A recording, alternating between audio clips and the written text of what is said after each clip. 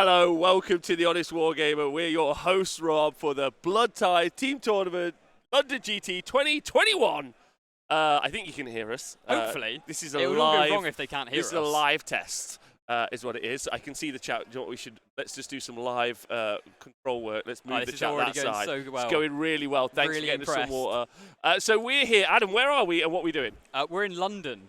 We're in London at the Lee Valley Athletics Arena, I think is what it's called. Yep. And for the tournament, it's called Bloodtithe. So it's it's a bunch of teams, 4-man on each team, and they're going to be battling it out to win, basically. It's 32 teams, teams of 4. By the way, I'm Rob. This is Adam. Look at that. That works. I did that. So I'm Rob. This is Adam. We'll do it one more time, in case you're not sure. Plymouth Troll Slayers, the Honest Wargamer. Now, it's very exciting today. These 32 teams are vying to be the best team in England. Biggest tournament that we've had since, well, forever, really. Forever. And it's and there's a lot to talk about, like a lot to talk about. From one pandemic to the fuel shortages, we're finally here.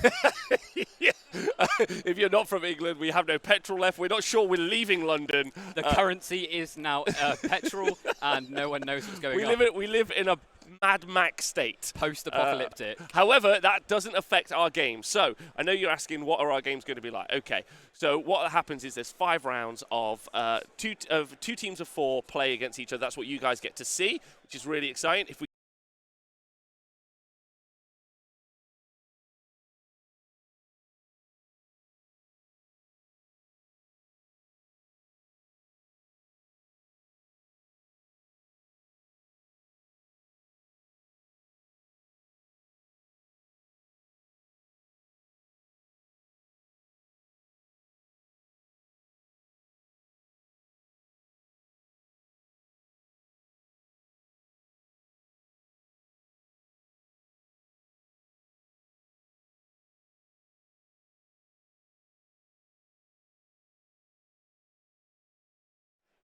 Hold on, we're going to start again. I've realised I haven't put any of our audio in those scenes, so give us a second.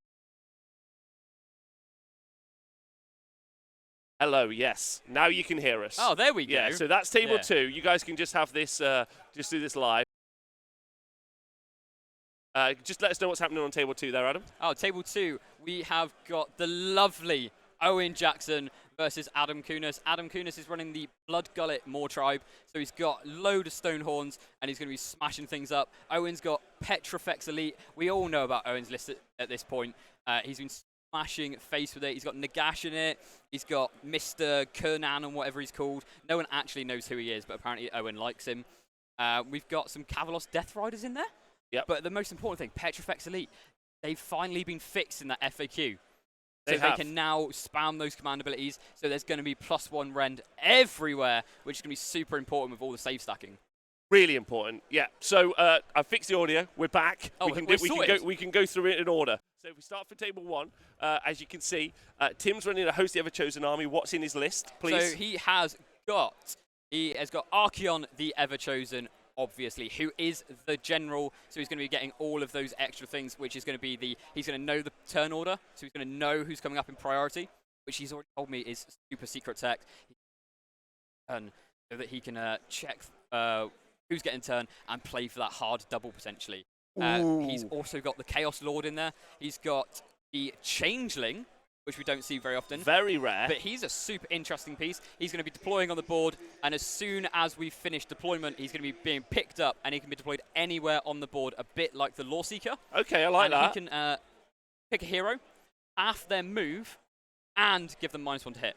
Okay, all right. Well, look, they're still deploying, so we're going to whip over to table 4 because we're already in the off on this game. This is Kieran with his Legion of the First Prince, Kieran Allender, against Andy Hughes. Andy Hughes, famously, this is Team Wales over 31s, so a famous Warhammer player. Team Wales, the old boys. Yeah, the old boys, the old boys club, who Andy seems to have covered his dice tray with something, which is heartbreaking. So hopefully we'll see him roll the dice tray, but they might not roll in it. So he's got his Munificent Wanderers. Now, he's actually done a faction reaction list on the Honest Wargamer, so if you guys want to go watch that. It was brilliant. You can. It was brilliant. And he hasn't got the turn to go first. In fact, Kieran has the turn to go first. It's quite interesting, actually, because all of the teams, so all of Wales' team are higher drops, and pretty much all of Angel's team are lower drops. So literally the whole of Angel are going to be choosing who goes first. Choosing who's going first, and we'll see how that plays out. Now we've already seen Spell Portal go down from Kairos, so you can see Kairos in the bottom right-hand corner. Yeah. There he is in pink, and he's doing Spell Portal, and he's casting Spell Portal into the Glockin, and the Glockin is on the far left-hand side at the top. Yep. As you guys can see. Now, Glockin doesn't have a ward save. He doesn't have a DPI. He has no way to tank these. That's a flat 6 mortal wounds. Now, Andy's not bothered about this because actually there's so much healing in the Nurgle army. There's a lot of We'll talk about healing that in a moment. We'll run through. Should we run through the Nurgle list? Yeah, so the Nurgle list, you've got the Great Unclean one. That's a general with the Bile Blade and Doomsday Bell. So that's the one that's going to be giving plus 3-inch movement to everything within 7 inches. He's also got the command trait, which is one last gift. Every one of his units, wholly within 12 inches of that Great Unclean one, any hits to them that are a 1 does a mortal wound back to the enemy. Incredible. Which is brilliant.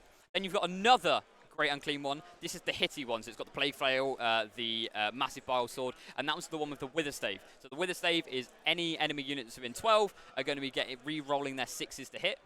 You've also got Rotigus. So Rotigus is brilliant. He can do the AoE Mortal Wounds, going Mortal Wounds to loads of stuff.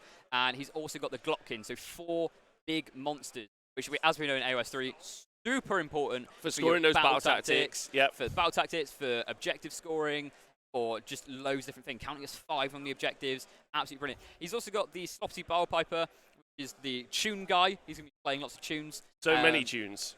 All the tunes. One of them specifically is the basically choose it to do a bubble of wholly within 14 inches, and none of the enemy can pile in. So the Sloppy Bile Piper is actually hidden in the top right-hand corner behind that building. Yep.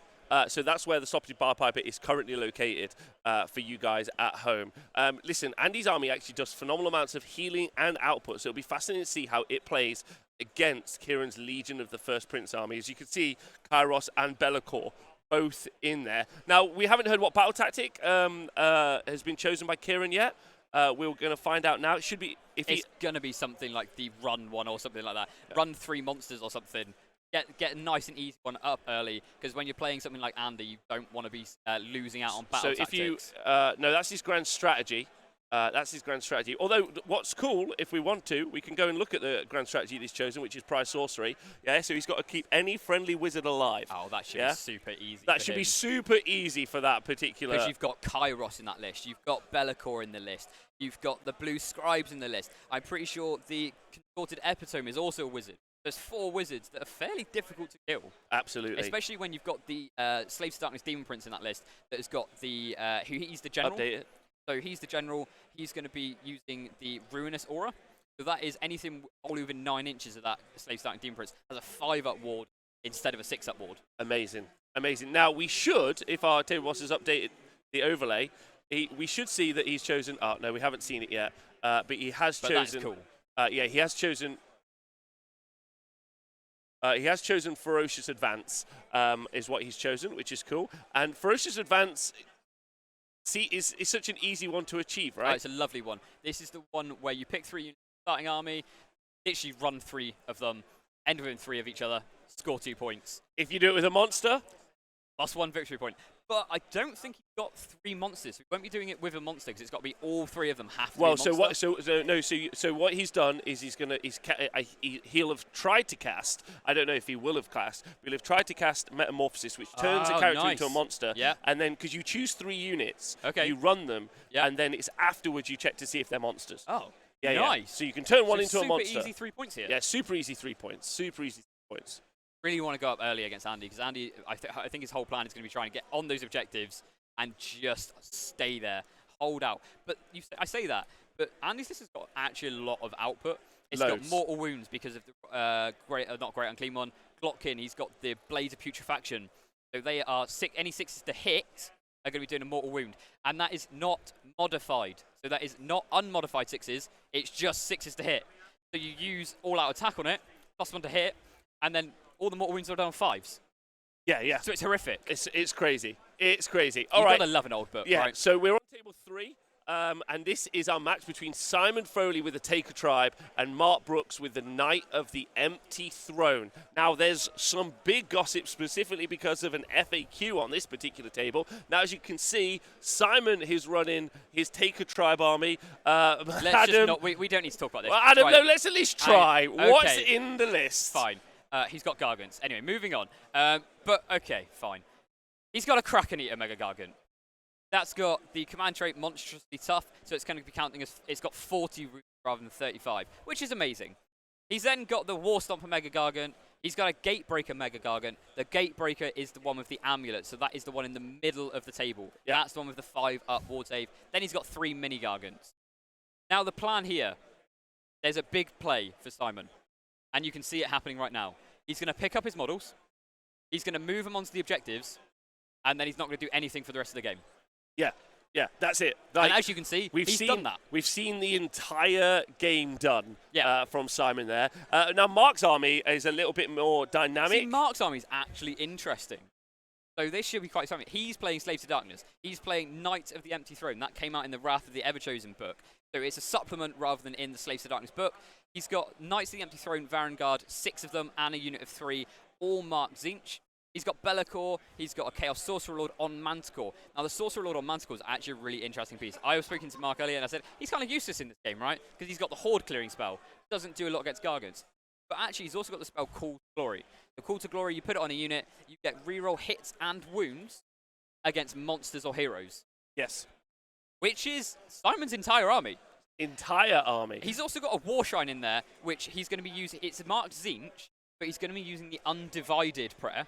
Yeah, because you can do. Yep, which gives you reroll hits and wounds. Yeah, so in the bottom right-hand corner, that's that War Shrine that we're talking about. Yeah. And it's got an ability to roll a dice on a 3-up. It can cast a prayer to a unit wholly within 18 inches. Yeah, and when you do that, like, as you say, you can give rerolls to hit and rerolls to wound, which is so unique in Age of Sigmar now. Yeah, it's incredible. And especially putting it with Call to Glory, so you can have 2 units in this army, which, let's be honest, is going to be the unit of 6 of Varangard and the unit of 3 Varangard.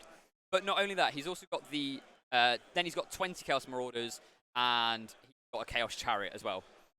And that fills his battle line. But this cool tech with Knights of the Empty Throne, they've got that command ability. You pick an enemy unit, you roll a dice. On a 3+, normally roll a dice for each model in the unit, and they can't be counted as scoring for the objective. Now, it's been ruled here that against Gargants, you roll 1 3+, and they count as no models on the objective. So the 2 Gargants that are on their own on the middle and top right objective, if Mark rolls that 3+, he literally has to put 1 model on there, and he outscores the objective. Right.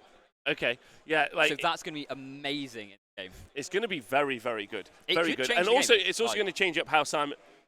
It's going to change it up to a point, but let's be honest, I think Simon's just going to be like, you're not going to roll 3+. Yeah, and we've just seen this first game finish.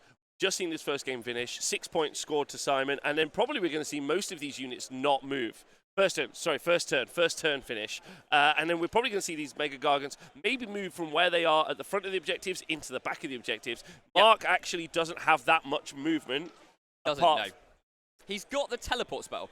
So he's got on Be'lakor, he's got the, I can't remember what it's called, but it's the one basically you pick a unit and they can teleport anywhere on the board. It's cast on an 8 though. So it is a tricky spell to get off. So fingers crossed. I think Mark's maybe hoping he gets it off, but I'm not sure he really minds, to be honest. And don't forget with Be'lakor, you can turn units off. Yeah, we'll talk about that. We'll come back and talk about that in a minute.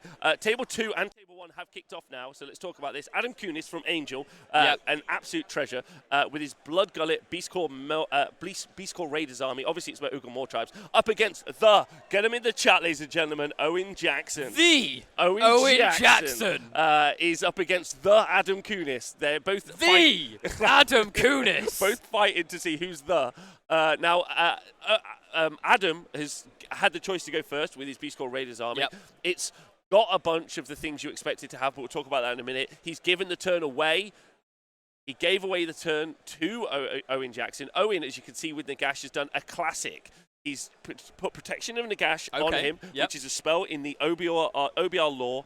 And then what he's done is he's taken Mortal Wounds from Damned Terrain. He's then teleported using it, and then it's a teleport that does not specify you cannot move afterwards. Oh, no. So that Nagash, as you can see in that bottom left-hand corner, will be moving afterwards, and it's done in the hero phase. So he has still got the ability to do spells as well, and he's done the classic. What you see? There's the movement phase. In addition, I think this is still the teleport. Oh, this is the teleport. The 9-inch. Yeah. I think Owen, you can see the grin on his face. He's there like, I know what I'm doing. I'm going to get you this turn. I'm going to kill a Stonehorn, and you're not going to get me back. He's going to be charging up those arcane bolts, getting himself ready, move in, charge in, smash one with the arcane bolts, then go into another one, kill it with his sword. Yeah. That's what I reckon.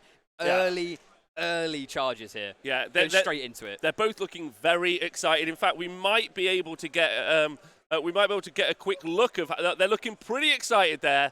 There they are. They're having a great time. Here we go. Owen's looking very happy, isn't he? Sorry about loving his life. We're on some pretty low tech at the moment. All the tech's been given to another game system. Okay. I'm not sure what this game system is, but apparently it's popular. Apparently there's another game system that has all the tech. Over on the other side, on the 40K. We don't need to talk about those ones. No, we don't. All we care about is AOS. It's true. Right, so that's table 2. Owen's got the turn. He's making aggressive plays. It's an OBR army. It's Petrifex Elite. It's going to be ignoring Rem 1. We can come back and talk about the list and the detail in a moment. Table 1. Whoosh, we're in the off. The turn has been given away again. That's right. Alex Bruce giving the turn away to Tim. Tim giving the turn away to Alex. He was always doing that. Literally, I was speaking to him before the tournament, and he was like, yeah, I'm giving the turn away no matter what Explain happens. to me why. So he's doing that because in the host of the Ever Chosen, Archeon, when he's the general, he can use a command ability. He rolls a dice. He hides the dice. On a 1, 2, 3, he knows that Alex gets the next turn in priority. On a 4, 5, or 6, Tim is getting the priority. So he's basically rolling that dice at the start of the hero phase.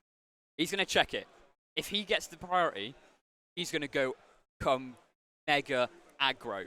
If he doesn't, he's going to play nice and defensive. Yeah, so actually, we'll learn a lot from whether or not he knows he's got it. Donaldinho, thanks for resubbing. Thanks, everyone, for joining us live, by the way. Big love. Drop your love in the chat. For who you want to win any of these. So it's Angel versus Wales over 31s, who you're rooting for as a team, and then individual matches, who you're rooting for as well. That's going to be really important. Yeah, going back to it, Adam, how he plays is going to really define... so basically how that dice roll defines how he's going to play, which is super interesting. It's a completely unique mechanic in the whole of the game, and it'll be really interesting to see how he uses it. I'm not sure how Alex can do Archeon in this game, because Archeon's going to be on that lovely 2+ save. He is. Alex has got lots. Alex has got lots of Canary life takers. He's got 6 units of 5 life takers. That's 30 life takers, and they're really, really good. They're in single units of 5. They're quite good. They can deploy off the board, but you can deploy 4 units of them on the board. 2 units of them on the board.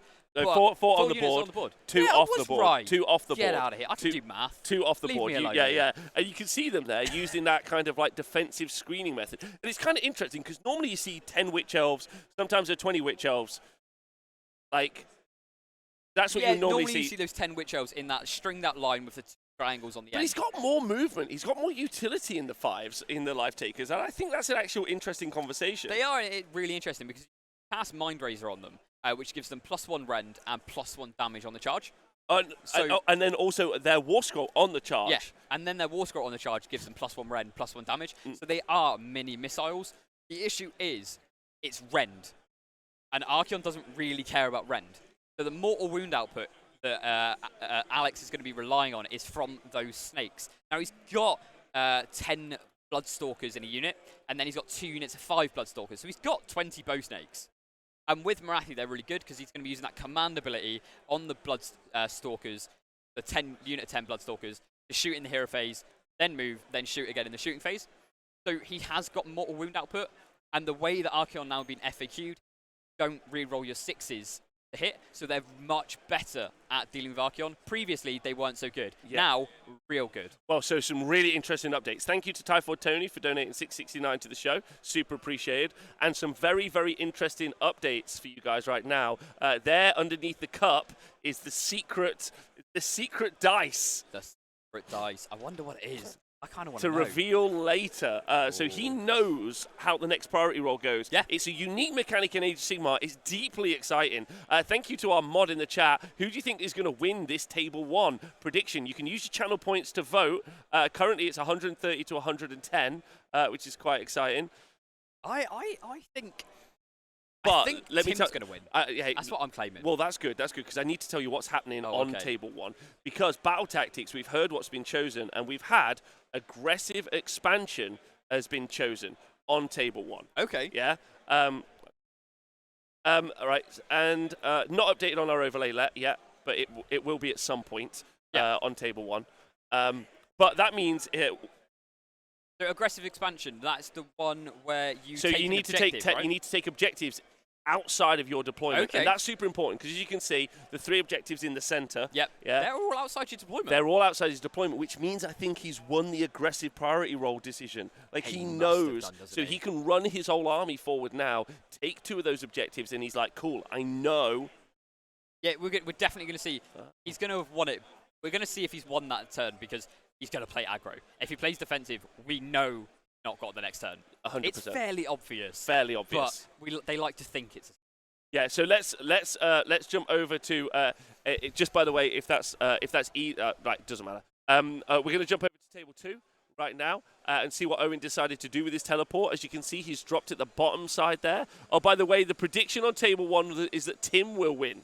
That's what the Twitch chat thinks. Tim will win. That's what the Twitch chat thinks. No pressure on Tim now. Thanks to Bloodpod and Idias Knight. I see you at War 40k down under the chat. Thanks everyone, and also thanks for doing the prediction, whichever mod it was. So big love to you. Oh, what a hero! Yeah, really. the mods are doing the work, which is the future. Why don't we just spin off all them, give them all the work, and we can just sit in chat? It's true. But I can see like Owen at the bottom there. He's thrown in Nagash. He's teleported him in. Is that 3 arcane bolts he's got charged up? Yeah. 3 arcane bolts. So when he charges them in, that's D3 mortal wounds from each of them. So that's 3 D3 mortals. So yeah, we're going to talk about that in a moment because we need to go to Table 4 because we've already had a massive update. Don't forget, Kieran had the first turn. He did. He did have the first turn, and the battle tactic he chose was Ferocious Advance. Yep. Yeah. There you go. You can see it. Oh, so no, happy that works. He hasn't failed it. Yeah. And he somehow failed Ferocious Advance. Oh, I know. Can we what find he's done. out what happened? He's fixed the 3 units. Yep. And he's forgot to put them within 3 of each other, hasn't he? He has. It must be because it looks like the blue scribes, Be'lakor, and Kairos are there, but it doesn't look like the blue. It looks like they're within 3 inches of each other, but not within each other. If that makes any sense, because you've got to be in like a mini triangle for that 3-inch thing, and it looks like he's gone. I'm going to put Kairos here, Be'lakor here, and the scribes here, but scribes is within 3 inches of Be'lakor. Be'lakor's within 3 inches of Kairos, but Kairos isn't within 3 inches of the blue scribes. It means he's failed it, and that genuinely could be game over. Like, it sounds really bad, but 3-point swing. 3-point swing is massive. Huge. No, he has gone up on the primary.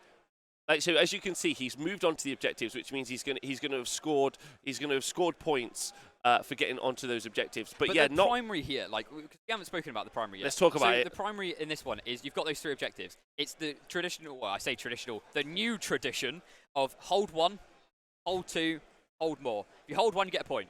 Hold 2, get 2 points. Hold more, get 3 points.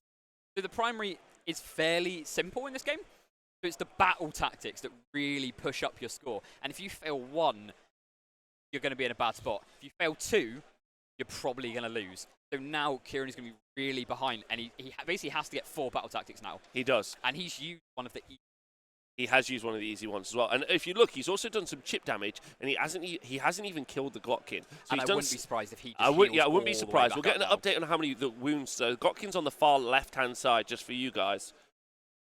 And he's going to be buzzing here. He took 6 mortal wounds through the spell portal from Kairos, and he's healed them all. Wow. Straight away. I'm surprised you didn't hit a Plague Bearer. Because you hit a Plague Bearer, because with that spell, if you kill a model, it turns into a spawn. If he had targeted the Plague Bearers that are in between that the Glotkin and the Great Unclean one in the middle, you kill a Plague Bearer, you plop a spawn there, and you could have tagged all 3. Now, it could have died, right? But if it survives on 1 wound, you then tagged everything. Yeah, and but the thing you do have to remember is if you look at the terrain, then some of that terrain would have blocked line of sight, so he wouldn't have necessarily been able to have seen those Plague Bearers. Good point. Yeah. So I think that maybe that's what limited his options ultimately. Yeah, because the terrain here is actually really functional. Like we've got terrain maps here, and we've got it all set out really nicely. So the Mark's done a fantastic job. Brilliant job on the terrain. He's even themed them maps. Yeah, it's like, really it good. It's beautiful here. It's really good. It's really good. It's like some of the best terrain I've seen at an Age of Sigmar event. I mean, outside of obviously the TSN arena, but like we. Perfect. So we are in Andy's first turn. And Adam, what do you think we're going to see Andy do with his first turn here? So you've already seen Rotagus move up onto that top right objective. He's scoring that one immediately, so that's scoring him at 1 point. The Glock come down, and he's scoring 5, and it looks like he's only got 4 Flesh Hounds there. So he's scoring that one as well, which means he's already scoring max primary, so he doesn't even have to worry about the middle objective. I'd be interested to see what... it looks like he's doing Conquer for his battle tactics. So Conquer is... take an objective off of your opponent, and I think if you do it with a monster, you get an extra point. So Andy could potentially go up here 5 to 3, which again, massive swing in first blood. So we're going to see that. I think then Andy's just going to play a super nice defensive game. I don't think we're going to see him commit anything. I think it's just going to be a couple of bits of chip damage here and there, and then just say, I've got bigger points, have to come to me. Yeah, I agree. I think he's got loads of options, and Andy, yeah, like you say, he can be very forceful.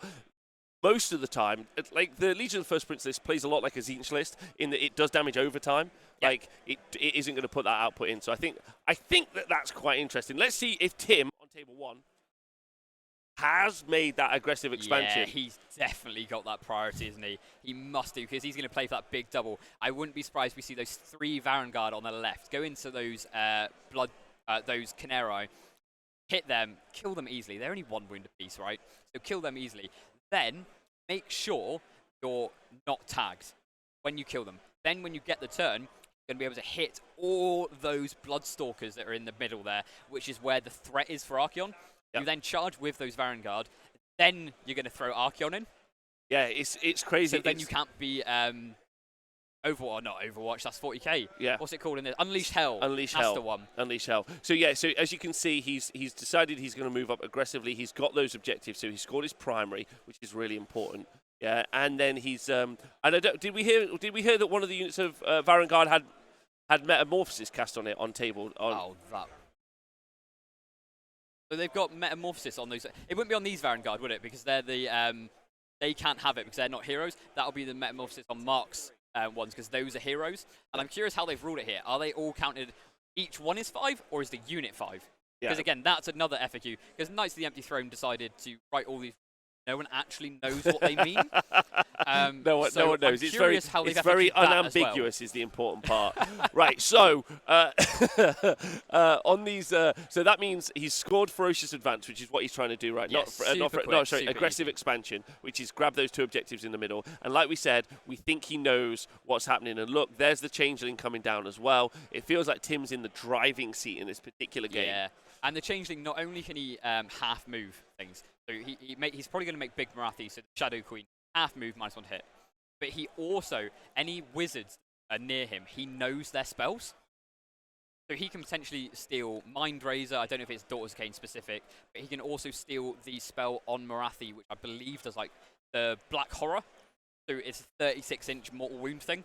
So if he can get in range of Little Marathi, he can use Black Horror. He can use essentially Mind Razor, and it's just going to be brilliant for him. And again, if he knows that he's getting the turn, he knows the Changeling's going to survive long enough to be able to stop Marathi. Yeah, I agree. I think this game, there's a lot to play for. And Tim is in his big driving seat, but we'll see. There's Varangard as well. Don't forget, they're very, very tanky. 5 wounds apiece. Yeah, 3 up armor save. They've got the Mark of Tzeentch, which means they're re-rolling once they hit. They also have got a spell ignore in a War Scroll, and now because they're Mark of Tzeentch, an additional spell ignore. Now that doesn't really matter to the Daughters of Cain army. It doesn't, but in general, it's the really, reroll really good. ones to save will make a difference. Now, like, I know we can see, obviously, Tim is going super aggro here, but the Host of the Everchosen is an aggro turn 1-2 army. So I wouldn't be surprised if we're going to see a lot of damage, but then Alex start bringing it back. Yeah. Because Alex has still got stuff in the sky, and Tim doesn't have the screening potential. So they're just going to be dropping, stealing the objectives, and it's going, haha, this is mine, I'm going to keep scoring the primary, I'm going to get this objective, I'm going to get this objective, I'm going to get my battle tactics super easy, dropping down. So we're going to go over to table 3 right now. That's our Mega Gargants versus other Knights of the Empty Throne. Well, more Varangard, but Knights of the Empty Throne. Knights of the Empty Throne. The most confusing sub-faction I've ever seen in my life. But hopefully they know what they're talking about. And you've already seen in the top right corner, the 3 Knights of the Empty Throne Varangard have charged into that Mega Gargant, and they look like they're doing quite a lot of damage to him. I'm curious if they manage to get the command ability off, but that happens later, doesn't it? That happens at the Battle Shock phase? So they've also been made monsters, the important point. Okay. So they have monsters take over. Do we know if they're each counting as 5? Oh, yeah, we need an update as to whether or not each counts as 5. Or did he cast it to do the monstrous reaction? Oh, great question. I mean, we'll find out. Because that's like, if he gets the 5s, it's amazing. If then he get, because he's also getting monstrous reaction. Yeah. So is he going to count as a 5? Is he going to? So the thing that Adam is talking about is obviously that Kotek command ability. So he's going to be able to use the command ability right to the unit in the middle. And don't forget, I think anyone's able to use that command ability, right? So the unit champ in the unit. Not sure. Okay. I'll be honest. I don't know. I think it has to be heroes. Oh yes. But like he got is that the War Shrine there? Or is that Chariot? Either way, I don't think he's lying, to be honest. I think he's just focusing on that top right objective. Because unfortunately against Gargants, you kind of have to go down on the score the first couple of turns. There's almost no way around that, and then you come up later once you've killed them. Right, so let's talk about Varangard, because they're pretty incredible, right? So they get to pile in and attack twice. They do. Right, so that's the thing about those Varangard, and they've had that, so that's that unit in the top right-hand corner, sorry. And as you can see, they've been buffed. They've been buffed so much. So they've got +1 to hit from all-out attack. They've got rerolls to hit and wound from the Undivided spell from the Chaos War Shrine. That. They can pile in and attack twice. They've got Mystic Shield, so that means that they've got a 2-up save, re-rolling ones. Nice. Yeah? And in their first activation, we just saw one of them lifted up, and that's actually pretty key. That's going to be big. We've seen 11 damage done on this table. 11 damage. Wow. Okay, that's a lot against a Mega Gargant. It's not bad. It's not bad. I don't think that's the Mega Gargant with the amulet, though. It's not. That's the one I think that's the one with 40 wounds. That's the one with 40 wounds. Right. And what we've seen. The Gatebreaker in the middle is the one with the amulet. So the Gatebreaker in the middle is the one with the amulet. So the activation in getting to fight twice with this unit of Varangard happens after your opponent has fought, and that's pretty key. And that's pretty key, because that means he's lost quite a lot of the output, because the weapon profiles for these guys are pretty impressive. I think they have the ensorcelled weapons. Yeah, I think they have got the ensorcelled weapons. So that's 6 attacks base. So he's just lost 6 attacks. 3s and 3s, rend 1, damage 1. But it's actually... It's 2s re-rolling, 3s re-rolling, rend 1, damage 1, so that he's lost 6 of those, and then he's also got, and also any 6s to hit with that weapon are going to cause a mortal wound. Okay, so that re-roll, and I think the re-rolls are just re-roll hits, so he can fish for 6s if he really wants to, especially when you're hitting on 2s. Yeah, definitely. Like, you almost might as well when you're hitting on 2s. Yeah, I agree with you. Like, what's the difference? That mortal wound to punch straight through the armor save, and that'll be lush. Like, it's that risk reward, because if you're getting better on 6s but you miss on 1s, like, it's the same odds. You might as well try. So, a couple of things have happened, pretty major. Table 4, we'll come back to this table in a moment, but both players have had their first turn. We'll get the score updated in a moment. And then one of the things, it'll be 5-3, and Andy has just won the priority roll in this turn. So that's Andy Hughes has won the priority roll. He's got kill on the far left. He's got the turn. There's the 2 in the center. There's 2 great unclean ones, and then Rotigus on the far right-hand side. But we'll come back to this game in a minute. We'll see how we think about it, because table 1. We had the dice revealed for table 1, the host the ever chosen. And so don't forget, 1, 2, 3, that means his opponent is going to win the next priority roll. Okay, yep. Yeah, 4, 5, 6. He gets to take the priority roll. 4, 5, 6? He rolled a 5. Yeah. He rolled a 5. We knew, really, didn't we? We knew. It wasn't really a secret. They like to think it is, but they don't even need a cup. We just have to watch them play. Yeah, so so that means that Tim gets a choice. Mm-hmm. Right, so Tim gets a choice on who goes next. No, he doesn't get a choice. He has to go. So he has to go. Next. Sorry, he's going next, is what I mean, and that means he's got so many options. What do you think he's going to do here? I think just go completely aggressive. I'm surprised he wasn't more aggressive turn 1. Yep. And tried to clear those screens, because then now you know you're getting a turn. You might as well waste a turn clearing screens So then now you've got priority, you smash into those bow snakes. Now the issue is, Alex is actually in a really good position.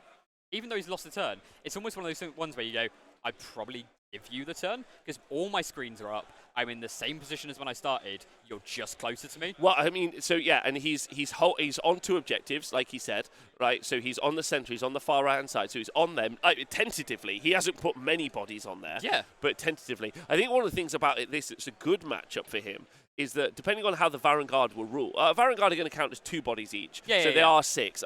Actually, no, that doesn't quite work, because I was thinking the 6 on the objectives could be quite nice versus the 5s. But the thing is, the Canary can drop down. They can do a lot of damage to Varangard on the charge because of their rend and stuff. But I just think, I think Tim's almost, I think he should have been more aggressive. Like, he's played it actually fairly defensively. But I think if you know you've got the turn, just go aggro. And now I don't think he's going to use that command ability again this turn, because he's going first. He's got better odds of winning the priority than if he used the command ability, if that makes sense. Yeah, well, listen, look, he's very tentative. I'll go to our tried and tested player cam. Yeah, our player cam. There it is. There he is. He's very tentative. Still thinking it through. So we've just had an update. We've had an update on how the Varangard have been ruled. Bit low tech, boys, but we got it. I love it, to be honest. It's great. It's really weird seeing players in front of me and not being trapped. Very in a weird box, after having been in the arena where we were actually locked in a room on our own. Yeah. And now we can see people. It feels weird. Let's be honest. Right. It feels great. Really. Yeah, seeing people is great. It's fantastic. The thing I want to talk about really quickly is that we've had an update on how Varangard are ruled, and they can't become monsters. They can't become monsters in this pack. Right, okay. So they can't become monsters at all? No. Oh, that's interesting. That's interesting. That is really cool. So they become monsters, but they don't get the additional models. they can become monsters, but they can't gain the additional points. Sorry, the additional scoring. Yeah. But they can still do the monstrous reactions, right? Of course. So that's still really important, because you can stop Simon's. So, like, in example, that matchup, you can stop Simon using the command abilities, like 3-up raw. Yeah, of course. Now, this game is still in the off, and there's lots to happen, right? You've got the Varangard. On the left-hand side, they could absolutely pile in. Now, they're not going to be buffed up as the other version of Varangard that we're going to see. But, I mean, do we need to talk about him? We've talked about Sigmar a lot. If you follow the stats center, I have to talk about him every week. Archeon's there. He can do the damage. He really can. People are saying he took a nerf in the FAQ. No, he did. Right? He lost his Eye of Ed Sheeran. Everyone reroll 6s against him. But he's still incredible. He's still really, really good. He's still got the damage. He's still got the once a game I make you -1 to hit me. And he still does a lot of stuff that he needs. Now, it looks like measuring him to go across to that right-hand objective, in my opinion, is a mistake. I think you should throw him into Marathi, and you literally just let them sit together. And then you play around with your Varangard, or you start doing that damage. Not being aggro enough for my liking. I'll be honest here. I agree.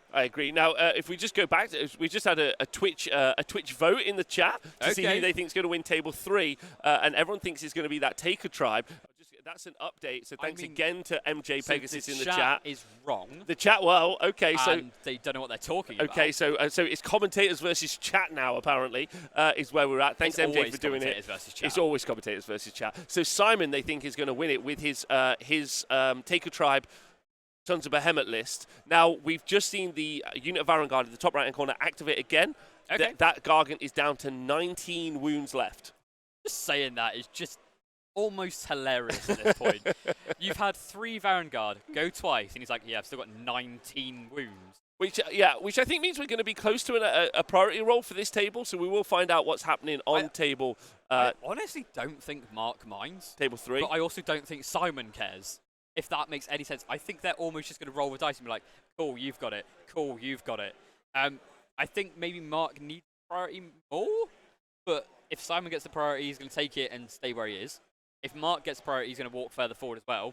But if Mark gets priority, those 6 Varangard on that bottom left are going to be zooming into that Mega Gargant on the left. And they will. They will. They will, because we've just heard Okay. Mark has one priority on this table. Yeah, those bottom left Vanguard are going to be absolutely zooming. Now, across.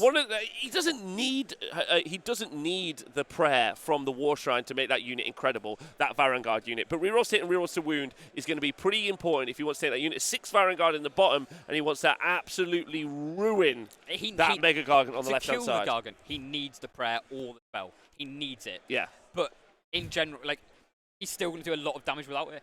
100% activating twice against it. Oh, yeah. Like, absolutely. Because if he does, he can kill it. Yeah. And I'm looking at Mark. He looks fairly chill. He knows what he's doing. Yeah, he does look very got his chill. hands behind his back. Simon's looking a bit stressed about it, but I think that's fine. I don't think he is, to be honest. He's playing Gargants. He's looking, how far is this one going to move? No, I agree. Like, this is tiring. Oh, where am I going to move here? Maybe an inch forward? Oh, I might pile in. Ooh. There's a lot of decision points for the Gargant player. Big thinking. Table 2. Right, table 2. Adam versus Owen. Look what... it seems like Owen did not, and I repeat, did not charge into that bottom right-hand corner. Owen got cold feet. He did get cold feet because, don't forget, Owen, very recently, he's off the back of 10 tournaments in a row. As you do. Most recently, attended a 5-man event, Facehammer, and went 4-1, losing in the final game. Because he of a turn 1 charge. Because of a turn 1 charge. So he's decided not to repeat that mistake. Cold feet. I reckon he measured it all up and was like, yeah, I'm going to do it. I'm going to do it. And then he had the flashbacks from that game 5. He was like, no, not again. It's happening. And he's just moved back. He did. And then he took his unit of Death Riders. So you can see that unit right in front of Nagash screening out. So that's that unit of Death Riders. He ran them forward to create that screen. And those pieces of terrain between it, they're impassable. Yeah, so you can't move up and down it. Oh, brilliant! So he's created a bottleneck, which I think is really nice with that unit. He's got Mir Kanan behind. Showcasing how important terrain is. Oh, so important, because you can create tactical plays. Like, this is brilliant. Well done to the TO again for putting this in there. I'd like to see this in more events and more TO packs. But yeah, he's created that line, and so then the Frost Lords on Stonehorn, I think that's what we've got seen charge in there. They have charged in. Looking to hit. Yeah, so you've got your Frost Lord and Stonehorn. And the left-hand one has got Finest Hour activated into him. Oh, he's going for it, and you can see he's just lifted. Picking up those he's Death Riders. lifted up the Death Riders. But that does mean that the Gash is. And don't forget, so the general Frost Lord and Stonehorn got nice drop of the red stuff. Yeah. Now, nice drop of the red stuff. Everything wholly within 12 of him piles in 6. Nice. So if he's charged, he can still pile in, even if he's not within 3. So if Owen has left those Death Riders there, just create that screen, be 3 away, it still means that he can pile in and hit Nagash. Yep. So Owen could be in a tough... Oh, Owen's going for it. So Owen's literally piling into that Frost Lord, try and get as much damage. He knows that Frost Lord's coming into him anyway. It might as well do something. So don't forget, there's a big prediction in the chat for who you think is going to win. Is it going to be Adam? Is it going to be Owen? Hashtag Owen fans. Yeah. So use your channel points, get some bets in there on who you think is going to take it out. I think Adam, you're absolutely right. I think piling in there could have been a huge problem. Yeah. But I mean, Owen set himself up to do it. He intended to create the situation. Owen knows so he's got to feel fairly comfortable with this. He does, definitely. And you can see Nagash literally looming over those Stonehorns. Could drop one, but you've got to remember that those Stonehorns, they've got the stone arm or whatever it's called, which is giving them that 5+ ward save as well. So they've got a 3+, 5+, and especially with Finest Hour, going to be on a 2+. All out defense, he's going to 1 or 2 up, ignoring 1 rend with a 5+ ward save. So the Stonehorns are super hard to take out. Very, very hard to take out. Yeah, I agree. Not sure he's going to be able to do it, but then don't forget, we have the priority roll coming up. He wants to be within 3 inches because he wants to hand dust off one of them. That cheeky hand dust. I cannot wait. He wants to hand dust one of those. We'll try and get that on our patented unsteady cam. The unsteady cam. The unsteady cam. We've got a vote in the chat now. The votes are coming in. Look at the channel points are being used. Nearly 9,000 voting for Owen, but 17,000 currently voting for Adam. You guys are traitors. Wow, I'm not me. Traitors to the cause. It's the Twitch chat. The Twitch chat are making that decision ultimately. Oh no, sorry, it's the other way. Round. It's 19,000 for Owen, that's all right, but 9,000 for Adam. So that's sweet. I think that's just the destruction guys going. Ooh, destruction! Yeah. They see a Gargant or something like, oh, Gargant, we move. We'll see how What's that a channel. tactic? Big love to MJ for doing that chat prediction. I guess the other kind of guess is, do you think Nagash is going to be able to lift one of those stone horns? I don't think he'll do it in combat, but if Owen gets the priority, I sure hope he does it with a hand of dust. And we've just heard Nagash has activated and hasn't killed a stone horn. I don't think it was ever going to, because Nagash's combat isn't amazing. Like, it's good. Like, you're not looking at it and going, oh, this is trash. But you don't look at it and go, oh, this is incredible. This is going to lift everything in the world. And again, like I was talking about earlier, those stone horns are mega tanky. Yeah. So I think his plan literally is to go, here we go. Let's do a hand of dust and hope for the best. I agree. Yeah, so nine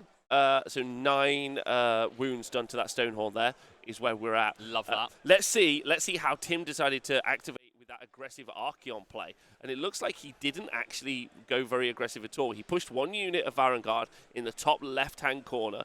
He's moved Archeon around and hasn't activated him into Morathi at all, causing... I think this is actually pretty clever from Tim. By the way, Tim, a pretty solid Magic the Gathering player, a pretty good strategist. Okay. I would trust him to be causing Alex some headaches. Do you want me to tell you what I think? Let me tell you what I think. No. I think what he's done is he's moved Archeon to the top right. Okay. The only thing that can deal with Archeon is Morathi. Yep. He's making Morathi peel away from the middle. Okay. Yeah. I disagree with everything you said. Okay, that's interesting. Okay, so he's moving. We could talk about that. He's moving Morathi, I think. So Morathi has to peel off to the right, leaving the juicy center open for the Varangard to push through. Now, that might not be what he wants to do. Yeah. Warrior Lodge Down, we are streaming at War in the Heartlands. That is one of the events we will be streaming. I'm playing at that one. Adam's playing at that one. We will be at Fnatic as well in 2 weeks, which is in Umeå in Sweden. Nice. Yeah, so we'll be also doing coverage there. That's what I think's happening. What do you think's happening? By the way, we lost a Varangard right now. Oh, never mind. He's still in the charge phase. Okay. Okay. I thought he was doing a clever play. By the way, we lost a Varangard in the charge phase to unleash hell from the bow snakes in the center. So I actually hate this whole turn. I'll be honest with you. Tell me about it. I think putting Archeon in that top right, I think Alex is going to be absolutely loving it, because Alex's plan is 100% Archeon. So now Archeon's in the top right. He's like, cool, I'll go left, boys. Like, I'll go the other way. And then Archeon's got to go back in. He left Archeon right in the middle and said, I'm in the middle. I go wherever I like. I don't think Tim's being aggro enough at all. And I know he's coming in, but he's hitting screens. Not hitting anything. Varangard into Morathi. Morathi's in Keltnar. She retreats and charges. Yep. And don't forget, because of Keltnar, you've got the command ability where you pick a unit, every one to hit it is a mortal wound back to you. What? Yes. Okay. All right. Let's see how this pans out. I think Alex is loving his life here. Okay, you think Alex is really happy? Yes. Okay, so this is a castle, right? So, like, hey to Fat Nerd in the chat, and everyone for tuning in live. Thanks for voting. By the way, we have a final prediction score: Owen versus Adam on table 2. The chat decided 30,000 points to 9,000 points that it was going to be the Owen Jackson. Well done. Well done. The chat did something right today. We will see if you guys are correct. Is what we'll see going into this. Listen, he has to take away these units. One of the things he can do, and maybe this is the other option, just being on Tim's side for a moment here. Alex, I think, an excellent player, and he's also in Team Wales. Yeah. Right, with the cheater dice, yeah? With the cheater dice. That's how it works. That's the English dice, I think, technically, but that's fine. It's all the team's dice, really. It is all the team's dice. What he's doing is reducing how many units he's going to have, right? You take out these little 5 of life takers, right? And then, like, how's he going to score? The other also, and now I know there are 2 off the board right now. There are 2 off the board, but, like, you know, he's reducing them down, and ultimately he's got Archeon. Archeon's probably now going to be sat at that top right-hand side, just doing like whatever. Say there's 2 off the board, but there's technically 3 off the board. Because again, we're Keltnar. Command trait is once a game, you bring another unit of Harpies down. Yep. Anywhere on the board for free. So he's technically got 3 in the sky, and look at all that space behind him. Got all the space behind him. I think this play that he's done now should have been a turn earlier. Yeah. If he did this a turn earlier, he'd now be into the snakes and it'll be game over. 100%. And I just think if you'd done it that turn earlier, you smashed it. Because it's now that turn late, I think it's going to be really hard for Tim. I still think Tim's in a good spot. because this is a hard matchup for Alex. But I think Alex is going to be like, okay, I'm back in the game. And giving someone that I'm back in the game psychologically is just the best feeling. And it is really bad for Tim to let someone have that. Well, so listen, we'll come back to this combat and we'll see how it goes. Table 4. Table 4, this is the Andy versus Kieran match, as you can see here. So the 2 great and clean ones did move forward. Don't forget, he won the priority roll into 2, and he's decided I'm going to be very, very... he's going to be very, very aggro. He's going to be very aggro in the center here. But what he's decided to do is charge. Yep. And what Kieran has done is use Kairos to change the result of one of those dice rolls. So one of those great unclean ones has failed. Now, it could be the great unclean one that's also got flaming weapons on him, so we will double check. Can have a great unclean one up to damage 4. Wow. Yeah. Okay. So he might have done that because he's got the plague flail, not plague flail, the sword. The big ass sword. And that's it. And so that is the end of this turn. So Andy has made none of those charges. Okay. He's not been able to get into combat anywhere in the center. I was going to say, I don't think Andy's too bothered, to be honest. I think because he's up on points, right? Barely screened out when I say screened out the board, he's got all the objectives. Happy where he is, and the only way he can take the objectives off of those great unclean ones is to potentially charge the great unclean ones, which I think Andy's okay with because he's just going to start doing damage back to himself. Now I understand those pink horrors. They're obviously 10. There's 10 of them, right? Yep. They're 50 wounds, but they're going to do nothing. They're going to do nothing in return. They're going to do nothing in return. And we've got to remember that the Legion of the First Prince, at the end of the hero phase or start of the move or end of the move, one of these phases at some point, they roll 3d6. If you roll a 10, you're getting guys back. So you can either have 5 pink horrors if you do it from a Tzeentch hero, 10 bloodletters if you do it from Khorne hero, 10 plague bearers if you do it from Nurgle hero, and 10 Slanesh dudes if you do it from a Slanesh hero, and then Be'lakor can do any of them. Yep. So we're going to see more and more bodies, but so it's going to be that sort of game of who's going to outlast the opponent. And I think it's that Kieran failing that battle tactic turn 1 that's going to be the decider. Yeah, because both armies are fairly, like you say, fairly survival. They've got lots of options. They're both attrition armies. Yeah, they're both attrition armies. But like you say, not scoring 3. Big. Not big. Yeah, not scoring 3 is and it's one of the very easy important battle tactics. And don't forget, there's a vote in the chat for you guys. Who do you think is going to win this? Kieran, he is representing the Team Angel, and Andy Hughes, obviously, for Team Wales. The Old Boys Club. Yeah, the Old Boys Club is what they are, right? So that vote is up, and Kieran's got loads of things to decide to do here because he's in his turn 2. He is, yeah. And I think there's a big space there. I think he might be thinking about, what can I place here? What can I summon? If I move over here, can I summon something over here? If I move over here, what can I summon here? And we've got to remember that Contorted Epitome, which is on the right next to those pink horrors, that is... Contorted Epitome is amazing, especially in Legions of First Prince, because you give it the foul blade thingy or whatever it does, but every hit is on at 5+. It does D3 mortal wounds. Yeah. The Contorted Epitome has 9 attacks. And it's also got flaming weapons on it. So the Contorted Epitome is like a missile and can probably deal with Rotigus up there. I think so. Yeah, like it could do some good work at least, and the healing that's in the army is now no longer concentrated. When it was in its deployment in its little castle, it was a lot more concentrated. Now it's not got quite as many options to heal. But don't forget, Great and Clean Ones are Bravery 10, so Heroic Recovery, which is a spell that you can do, not a spell, an ability that you can do. The heroic actions at the start of the hero phase. Yeah, E-pit-o-me. Thanks, aggression. Thanks everyone in the chat. If there's any words that we say wrong, let us know, and also screw you, chat. All right. Wow, that was very aggressive. I love chat. We're on the other War game. If it was T-Sports, we wouldn't be anywhere near us. Oh yeah, good point. We can be sassy. We can be sassy to the chat. A tiny bit sassy. A tiny bit sassy. It's on this War game, yeah. We're gonna have a lovely day. It's really good. Now let's talk about that. Let's look at that for a moment. Yeah. Ferocious Advance is what Kieran tried to do on turn 1, but he didn't do it. So that means it's that's where that 5-3 comes from. So failing that, he's dropped those points, and that's huge.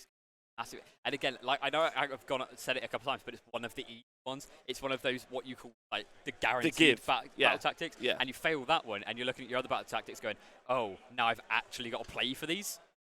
if you fail one, you want it to be one that's like actually failable. Whereas Okay. that's a gimme, and he's failed a gimme. So it's a bit awkward, really. Yeah, it's very awkward. It's very awkward. Right, so talking about awkward, especially for the Twitch chat, because they voted pretty aggressively in favor of Owen Jackson. Uh-oh. What's happened? Priority roll going into turn 2. Oh, no. Oh, dear. Has been won by Adam Kunis, and we're already into the charge phase. The destruction player got the double turn. He got the double turn. Oh. The destruction. That's the only way they know how to play. That is the only way they know how to play. Go second, win a dice roll, right? Move more forwards. Correct. Genius. Genius. Smart. Top right hand side. We've also got another Frostlord and Stonehorn, or it might be a Stonehorn Beast Riders. I'll get that double checked. Top right hand side. We've seen them into a unit of 20 Mortek Guard, and they've taken a lot of those Mortek Guard out as well. We've got a unit of 2 Mournfang. 2 Mournfang in the middle. There's 2 Mournfang in the middle. Guard, and they're going to be doing a fair amount of damage to those 5. So those 2 Mournfang are going to try and smash them up. And especially now Adam's got the turn here, he's just going to be charging everything in, doing as much as he can, not forgetting the Ogre charges. Those Ogre charges, 2d6 on the charge roll. Every 6 to hit, or every 6, you roll a dice for every... so if you roll a 10 on the charge, you roll 10 dice. Every 6 to hit does a mortal wound. If you're a monster, every 4 to hit does a mortal wound. Now it's super interesting with the Slaughtermaster, because you can turn him into a monster and get those 4s that hit 4s on the charge, do mortal wounds. So he's a bit of a nuke as well. But I just think Adam's just going to steamroll here. I think he is. We've heard it in top right. Adam has spent 1 RDP to keep that 1 Mortek alive. Okay. Oh, sorry, Owen. Yep. Sorry, has spent the RDP to keep that 1 alive, and then he's got to decide how he's gonna activate in the bottom left-hand corner. Nagash on. We'll find out how many wounds Nagash has got Nagash could on go him. down here. He could go down now. So he's taken 1 wound. He's got. Yeah. He's only taken 1. Don't forget, he's going to be on a 2-up. I imagine ignoring Rend 1 save because he's going to heroic this turn. He's going to Mystic Shield and he's going to have heroic action this turn. And he's also Petrifex, so he could be. We'll get this updated on whether or not Nagash is currently ignoring Rend 1 or Rend 2. And we've got to remember those Stonehorns are. I think they max out at Rend 2. No Rend 3 there. There's no Rend 3. And their damage is quality damage. So it's going to be twos well. re-rolling 1s against Stonehorn. Oh, He's currently ignoring Rend 2. So as much as we're like, okay, Nagash is like, so yeah, Owen might lose the Mortek, or he will lose the Mortek at the top, right? He might lose the Mortek in the middle. And he's got that 20 Mortek on the left-hand side with Mir Kanan. But Archeon could generally, in this activation, take no damage. Yep. He could fight back. He could then, in his turn, fight back Hand of Dust. And by the end of turn 2, going into turn 3, we could see both Frostlords at the bottom. They're dead. yeah, they could be dead. And then he could be in a really dominant position to push up. Now, it does depend on who wins a priority into 3, because not forgetting, you're going to be able to remove one of those objectives turning into 3. Yes. Right. And if Adam wins that priority, I assume he'll give it to Owen and then just burn that one that Nagash is currently on. But if Owen sort of wins that priority, give it away. Just burn the one that's at the top right there. Exactly. And so it's all in. I forget about the burning. It's and really the good. Game is always back in play at that point, isn't it?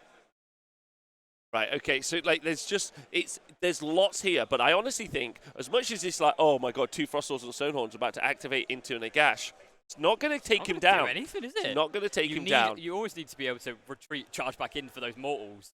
Yeah. But they can't do that. They don't have janky stuff like that. They walk forwards, charge, smash. Smash. That's what they do. We're talking about smashing. Let's go to table 3. Hello. Oh, hello. Look at this. So our unit of 6 Varangard got buffed up to the high heavens, and our Chaos Lord on Manticore also have gone into the Mega Gargant on the bottom left-hand side, and they've swung into the War Stomper. Yep. And they've only done 11 wounds. Is that going twice? Or is that the first activation? First activation. Okay, that's fine. That's fine. That's fine. That's okay. That's fine. Do you know what I think Mark might be hoping here? He might be hoping that he actually kills one of the Varangard. Yes. So then he's not locked by coherency anymore. Could be, yeah, because we're about to see him activate in. So, yeah, he wouldn't be locked in coherency then. Now, he also, like, he's partying quite nicely, right? He could have done some attacks also into, you've seen some damage also into the Man Crushers. Yeah.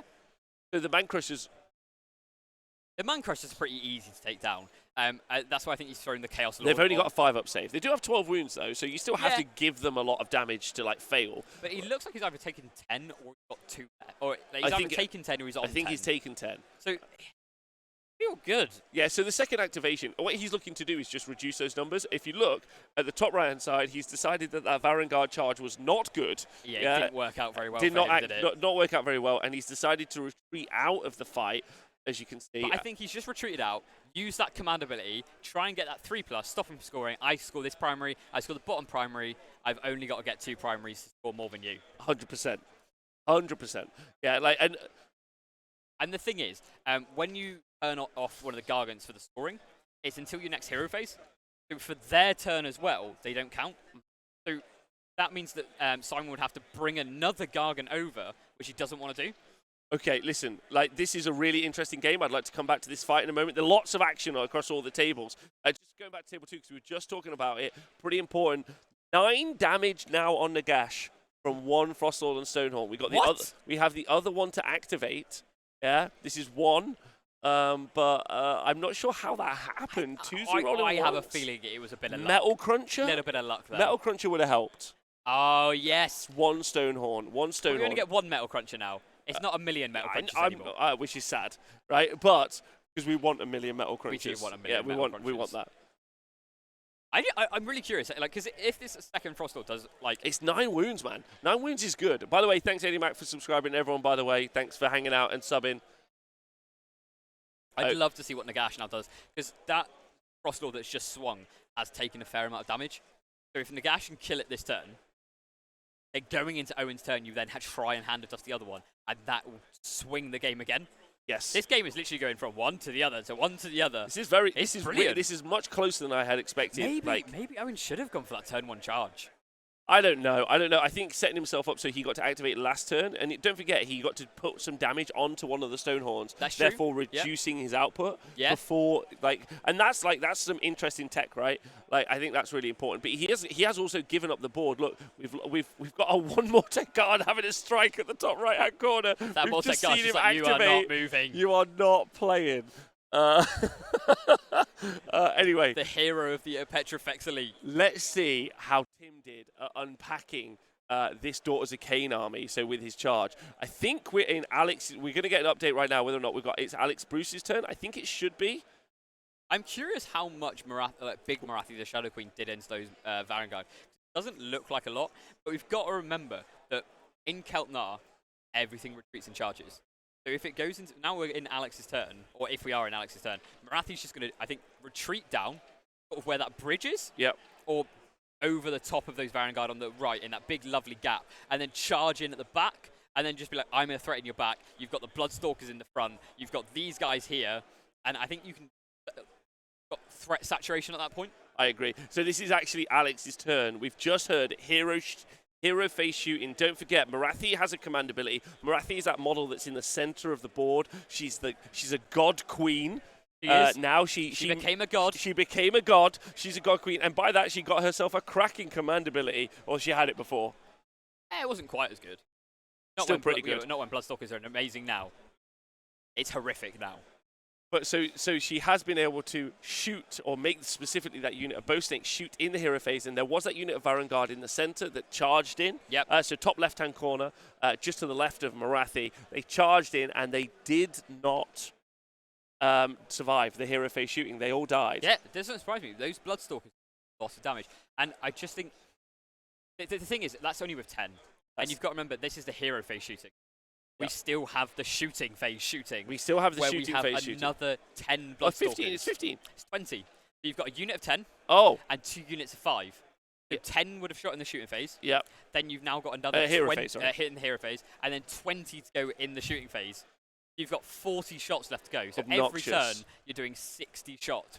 Yeah, which means, and also Marathi to attack. So by the end of this turn, you could comfortably have Marathi, like no Varangard on the board. Yeah.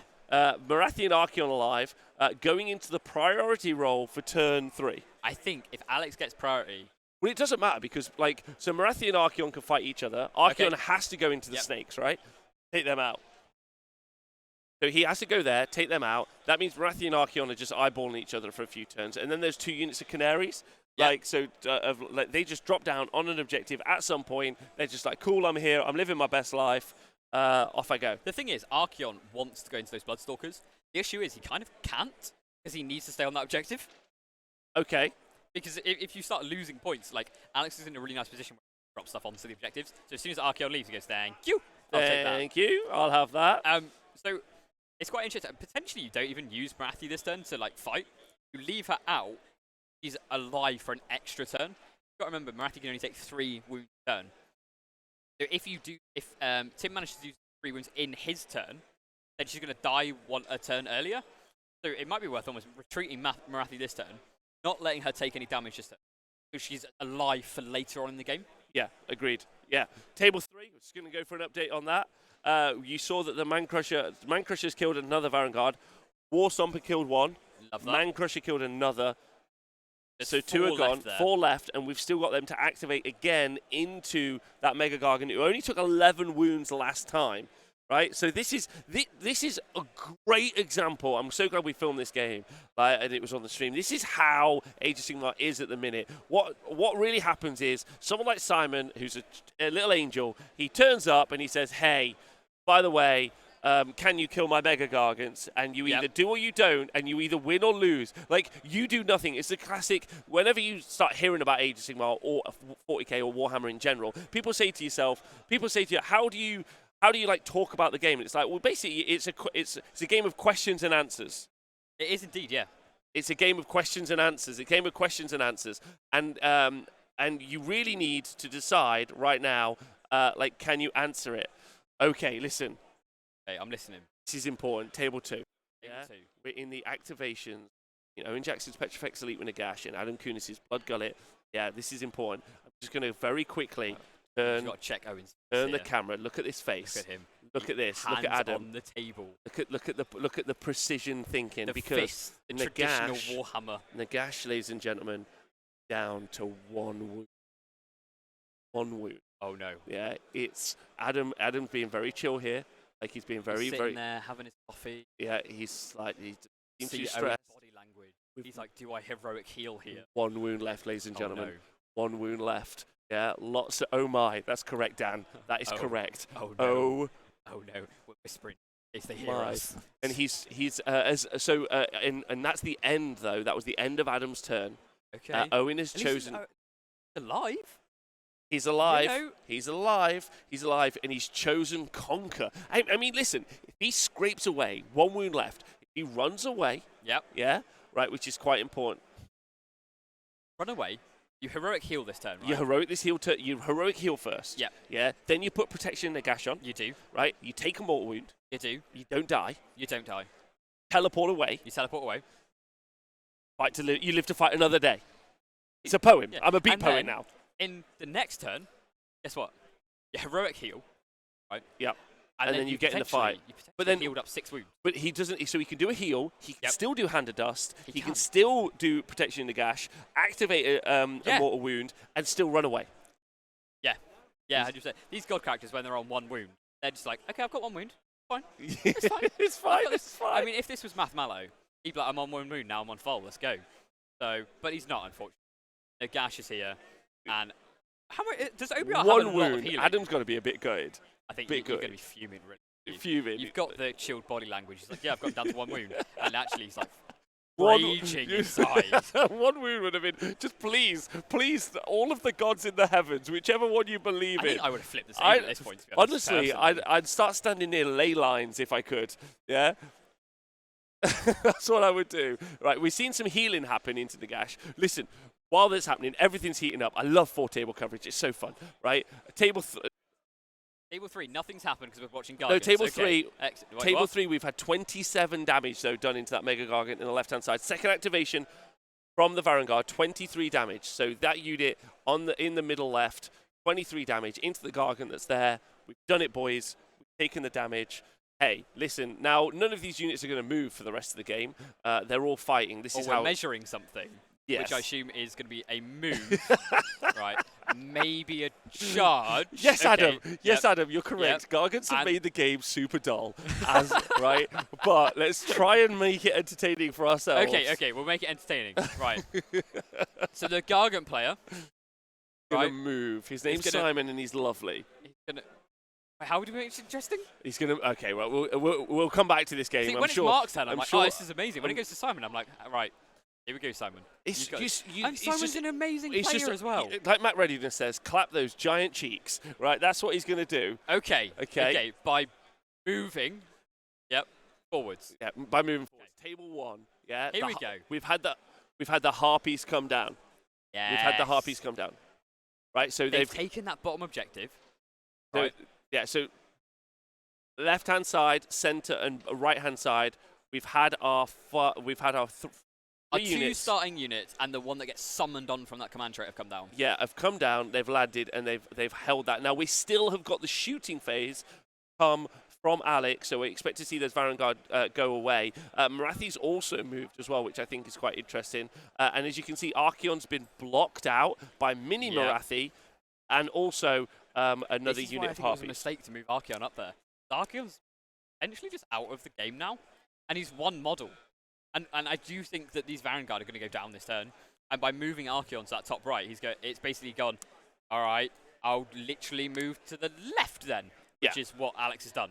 Yeah, 100%. I think if you had Archeon in the middle, this would be a much tighter game. Yeah, I think that would help definitely. Dave Fraser, listen, it's all exciting to me, Dave. Twitch chat, it's all exciting to me. I love all of the. Dave, you're correct. Yes. I like all of it. Gargants are boring. Docker hilarious. It's also like God Trek is an interesting war scroll. Oh, okay. Table 2. Table 2, Hand of Dust. Here we go. Here we go. Here we go. Right, he's got to choose Owen. one. This is a Hand of Dust. By the way, whichever dice you choose, if you choose the wrong one. Look at this. There's a technique. We can see it. We've never seen it. Okay, Hand of Dust. Adam's got to choose one of the 2 hands. Done. Okay. Which one's it going for? He's chosen a hand. Oh, wait, what? He's done it. Oh, he kept it. No! He saved it! He saved it. Owen's going to be gutted. He's secretly fine. But I think inside, he's not okay. So that had listen, but the player cam that we have now is top technology. It's literally like top technology. Pro gaming here. Pro gamer is what we have. We could be on a pro gaming tour right now. But so he's kept him alive. That's pretty massive. Because I think he would have played to do that, right? I think he would have played to do that. I think Owen's going to be absolutely gutted by that. And you can see the fists are back on the table. Right, so we're going to table 3, and we've just heard that the Gatebreaker in the center has just had Bellacor's Dark Master ability put on it. Okay. Yep. So the Dark Master ability, you pick an enemy unit, right? Every phase, roll a 3+. If you get the 3+, can't do anything. So the Gargants that we thought were going to move forward, right, might not be able to move. And I think that's going to be fairly big, because if he's like, if basically he's like got that objective, now he's going to stop him getting it completely. Well, so the important thing here is that Simon chose Broken Ranks, and as you know, you must pick a battle line unit, right? So Broken Ranks, there you go. You guys saw it on the screen. He's chosen that center unit of Marauders. Oh, so he's exactly. So he's chosen that unit, and so the Dark Master ability could shut him down. Like we talked about, what that means is you score the battle tactic by, if you achieve it, you score 2 points. You do. If you do it with a monster, you get an additional 1. Yep. So he's chosen to kill that battle line unit, and there are no other monsters nearby available unless that War Stomper on the top right-hand side, there you go, he's measuring it now, moves across. So he has to move off that objective, away from those Varangard to guarantee the battle tactic. It's why Bellacor's Dark Master is so good. So good, because you literally save it now for those battle tactics. Wait for them to use the one where it says, pick something, and then you go, haha, no! Because Dark Mastery is at the start of the hero phase, but all of your opponent's start of the hero phase stuff happens first, and then your enemies happens. Yeah. So Dark Mastery happens after battle tactics are chosen. So it's just brilliant. It's brilliant. It's brilliant. And it's been so useful for sure. That's why that Kairos dice reroll, that's why I gave every Kairos list an S. basically. The ability to shut down a battle tactic, like you said, scores you potentially, well, it denies 3 points. Yeah. Yeah. It's actually quite hard to deny points in Age of Sigmar. It really is. Like, it's easy to achieve, but it's hard to deny. Yeah. It's really tricky. And you can see that the Gargant in the middle has moved up to get that objective, and I assume the other one's going to come down to try and do the other thing. Okay. To try and score that battle line. Yeah, I absolutely. That's fantastic. That's fantastic. We're having a tech update from our tech boss here. Our tech boss. Yeah, that's what he is. Thank you. The hero that he is. The hero that he is. Right. So on table 1. On table 4. Yes. Table 4, maybe. Table 4. Look nailed at this. It. Table 4. What we've done is we have the charge phase. Yep. From Legion of the First Prince. Thank you. We've had. We're in the charge phase. Sorry, ladies and gentlemen. We're just there's some small tech issues. We are in the charge phase. Legion of the First Prince against Andy Hughes' Magnificent Wanderers. He's taken those pink horrors in the top right-hand corner and he's charged up, as you can see, into. I think that's Rotigus. Rotigus, I think, at the top right. And then he's taken Be'lakor and has charged Be'lakor into the 2 Great Unclean Ones, along with some pink horrors and the Khorne Demon Prince in the center there. Okay, the thing is that pink horrors just don't really do anything in combat, especially when because they have a lot of attacks, don't they? They do. Which is actually going to go against. Well, no, actually, no. So they have when they're pinks, they have 1. When right. they're brims, they have 3. Oh, it's the shooting that's better, yeah. So it? pinks are good at shooting, brims are good at fighting. Okay. Yeah. And blues are good at everything. Yeah, blues are the best. Yeah, blues are the best. But you've got to remember that those 2 Great Unclean Ones in the middle, one of them's got the one last gift, which is going to be everything, any enemy unit on a 1 to hit takes a mortal wound. Yep. Right. And then the other one's got the you reroll all 6s. So those 2 Great Unclean Ones in the middle are probably like, okay, you can hit us with anything you want and we're going to be fine. Now, the guys at the top, like, you've got the Contorted Epitome that's gone in, but he's hit the Plague Bearers. Yep. So those Plague Bearers are going to probably get nuked here, but the pink horrors there are going to be doing probably not a lot because they don't do a lot. I think they hit on 5s. They're probably not going to do a lot. And you see at the bottom left, you've got the Glotkin and those 10 Plague Bearers that aren't even being hit by anything. They're just going to stay on that objective probably for the rest of the game. And the guys in the middle, they may be outscoring them. I think he's going to be wanting those pink horrors to die so that he can get those blues, get those brims on the objective so he's got more stuff going on. It's probably the plan. I think that's absolutely the plan. I think he's just looking to score on the primary much better than he's looking to do anything else effectively. And we'll see if that works out for him, right? Like, this is a great list. Andy, as you can see there, Andy Hughes, has played this list a lot. He's gone 4-1 at a couple of different events. He's won a single RTT at the TSN Arena. Like, Andy knows how to play this army. He's also in the Welsh ETC team. Like, he's solid, or AOS Worlds team. Sorry, that's what I need to call it now. So he's like a good player. And look, he's got like a lot of thinking. But he's got a lot of tools. Yeah. He's got a lot of... He's got a lot of tools to go for it. But though, like, Kieran's gone for Conquer this turn. Yes. And I think he potentially struggles to do it this turn because, like, I can see him failing that battle tactic because you've got to take over an objective. And you've got to remember those 2 Great Unclean Ones are 5 each. So potentially you might take that one. But if the Great Unclean Ones hit the pink horrors enough, they could do enough to stop him from getting it, maybe. But it's probably guaranteed, but it's potentially risky. Yeah, I agree with that, absolutely. Now, one of the things also to talk about in this particular matchup is the output that those Plague Bearers have. Like, so if he's got Sloppity Barpiper in the right place, and he has to keep avoiding Kairos, and obviously Kairos. So he's in the top right-hand corner, as you can see, with that Great Unclean One. Now he's going to give loads of mortal wounds. And you've got loads of options for giving +1 attack. Now, Glock in the bottom left-hand corner is where it really is concentrated. You've got +1 attack aura. Yeah, it's a 14-inch aura, isn't it? Yeah, and then you've also got the Great Unclean Ones now who have got command ability to give +1 attack. And you can also use the Sportsbox Scrivener if he's able to summon enough for an additional +1. What he's really looking to do is he's looking to wheel. He's actually... Kieran's actually in a worse place than it even looks because what's going to happen is the Glotkin plus the Plague Bearers are actually going to move into the center. When they do, that 14-inch aura of +1 attack gets stacked on top of those Great Unclean Ones, and then they do more damage. Yeah, so those 10 Plague Bearers, you look at their War Scroll base and you're like, oh, they don't do anything. They're 1 attack each, right? And then when you do all those buffs, they can actually do a lot of damage. Table 3. Phenomenally big news right now. So he decided to move the Gatebreaker. He did move the Gatebreaker, and he moved it back onto the objective, swapping places in the middle with the War Stomper. The War Stomper, though, Kraken Eater. The Kraken Eater in the center, but the Kraken Eater failed his charge on the first round. Okay. Failed his charge. It was a 3-4-inch charge, but then did make the re-roll. He spent the CP for the re-roll. If he failed that, wouldn't it? That would have been awful.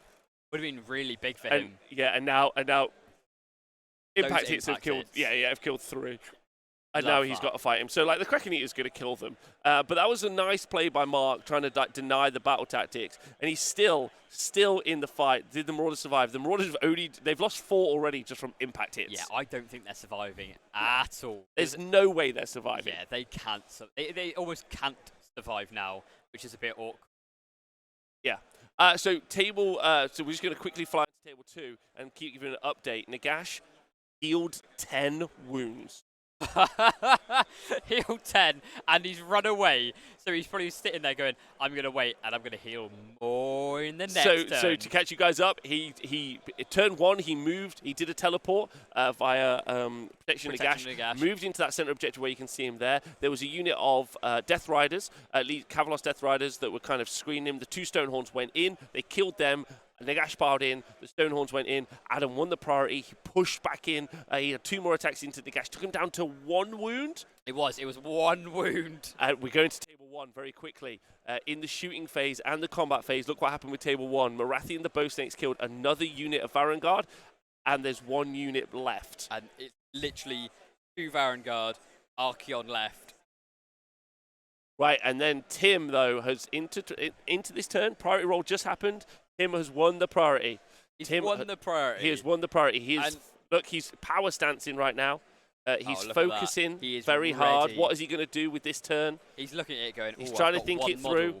I've got 1 model that's what can I do with my single What can I do with my 1 model that I've got? I can move him. It's 900 points. How am I going to... And there is the wonderful Scrivo doing all the tech work for the 40k team. He's just a great guy. He's just doing great work. Well done, Scrivo. Yeah, Tim's in a really tough spot here. I just don't think if he was more aggro in that first turn, he'd be doing a lot. I don't know, is he taking the turn or has he just won the priority? He's won the priority. He's got to take it. He has to. He has to. If he doesn't take it, then he loses. He has to.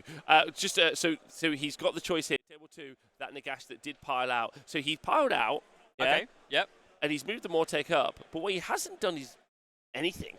Nagash is still alive, which is amazing. Brilliant. Yeah, so useful. He's going to be really happy about that. And he has healed up. Amazing. So, yeah, Nagash has healed all the way up, basically. And he's just going to protect him with Mortek and play for that next turn, I think. I agree. Because I think Owen's just thinking, right, I can deal with you once Nagash is back to full health. Get him back to full health, then start throwing Nagash back in again. Yeah, I think that's the right play. But the problem is he's losing a lot of board space, right? If you look, top left-hand corner, we've got Hrugraths, the Hunter, by the terrain. Yep. So he's over there on the top left-hand corner. He's landed. You have another Stonehorn on the top who has killed that last Mortek. So he owns the top right. Mortek. 4 Mournfang, which is a ton of wounds. It is. Yeah. 7 wounds each. Yeah, and they're not bad in a fight. And 2 Mournfang in the middle, who currently are now fighting Mir Kanan.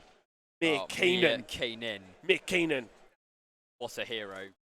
Who's doing really, really good. Where did all the healing come from? It's a great question, Dave Fraser. So he obviously used Heroic Recovery. There's also a spell in the spell lore that's available.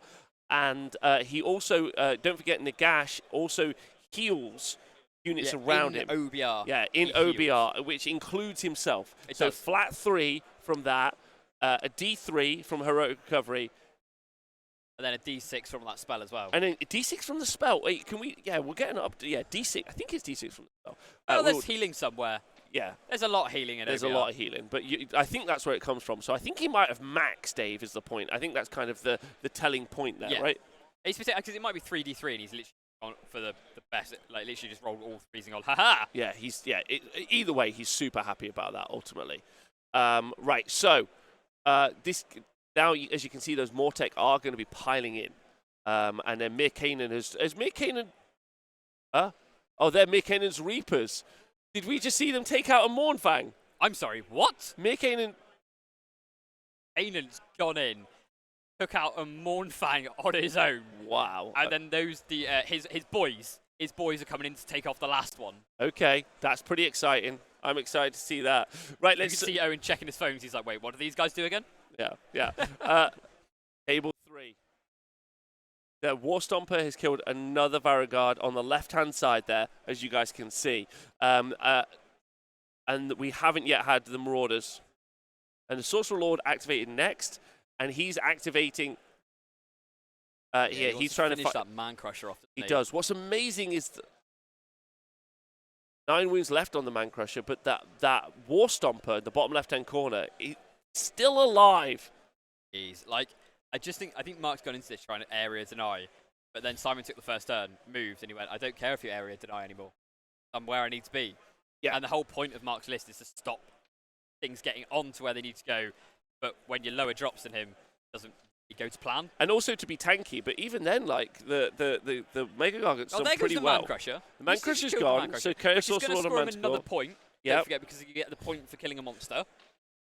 But he hasn't done enough damage. I struggle to see how what Mark does at this point. He's 6-4 up at the moment, but this is Simon's turn, so he's going to probably go up more now, and it's just an uphill struggle for Mark, I think. I agree with you. Because he started losing the stuff that does the output now, and even if those Gargants are left on 15 wounds, where's that output coming from? It's just an awkward one for Mark. Yeah, okay, so we just said it should be 7-6 is where we should be. Oh, yeah, okay. Yeah, it should be 7-6. Right, so just we'll give you an update of what we've seen happen so far. So table 1, looking like it's in a real tough spot. So we saw turn 1 given away by Tim because he knew what was happening. We saw a very defensive play from Alex, screening off that big unit of Bow Snakes and with Marathi. Then we saw Tim play very, very aggressive in his first and second turn, push in with his units of Varangard. And then we just saw, and don't forget, he knew he was getting a second turn, and it was just, he had he literally knew he had all the choices. He threw his whole army at the Marathi and the Bow Snakes. Yeah. And this is the important point. Marathi and the Bow Snakes slapped him in a turn. Yeah, literally. One turn. Yeah, it's a really, it's solid output stock, isn't it? Yeah. I just think that Tim just more aggressive. I agree. So we're in turn 3. I think maybe our update needs overlay needs updating, but this is on table 1. So Tim's got the turn. He's gone for Conk. Does it look? No, I think he's gone for Conquer. He can't have gone for Conquer again. So Tim can't have chosen Conquer again on turn 3 because he chose it in turn 2. So he chose Savage Spearhead. That's the one where you go into your opponent's territory. Yes. Yeah, so you need 2 units to go wholly in your opponent's territory. And I assume Archeon's going to move up, try and charge over the top. Again, this is a risky one because the deployment's so he has the. Don't forget, he has the Changeling. Yeah, but I understand you've got the Changeling there, but the deployment of First Blood is really awkward because it's corners.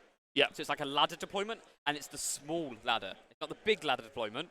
So potentially you're going to have to see Archeon charge over the top of all that stuff, which means he's going to be in range of the Bow Snake shooting. Yes, that's true. For Unleashed Hell. That's true. So potentially the Savage Spearhead is going to hurt him more. Yeah, you're absolutely right. It could absolutely be that way. Table 2. We are into. Where are we into? We've had the turn. We should be going into a priority roll very soon. Oh, I'd love to see what happens here. I kind of want to see Owen get the priority just so I can see if we can get another Hand of Dust going. So turn 3. Let's get an update on what they've tried to do so far. Adam has tried Savage Spearhead, which he achieved, and then Broken Ranks, right, which he also achieved, which is kill that battle line unit, which is pretty easy. Owen's tried Conquer, which he failed last turn. Owen got a 0 in turn 2. Yeah, we'll double check. No, it hasn't updated. Oh, okay. He scored it. Sorry, that will be updated. But it so only looks like he's going to have got did hold he achieve 1. it with a monster? But it only looks like he's potentially got hold 1. Yeah. If you've only got hold 1 plus a back attack, it's only 3 points. So, however, into the priority roll for turn 3. Adam versus Owen, seat of your pants stuff. Yep. Adam Kunis from Team Angel has won the priority into turn 3. And that means he's taken the turn. That means Owen deleted the top right-hand objective, giving himself some... very happy about that, I So, think. yeah, I think he is going to be fairly happy. But that just means that those 2 Frost Lords on Stonehall on the bottom left have still got all of the room to hit into those Mortek. Those Unit 4 Mornfang can move down. The Frost Lord on the stop can also run down. Yeah. Owen can use Nagash to eat them up in waves. This could be a turn 5 finish. This is very close. Not forgetting it's 11-8 at the moment. Yeah, but I think Adam's going to be able to grab this. Yeah.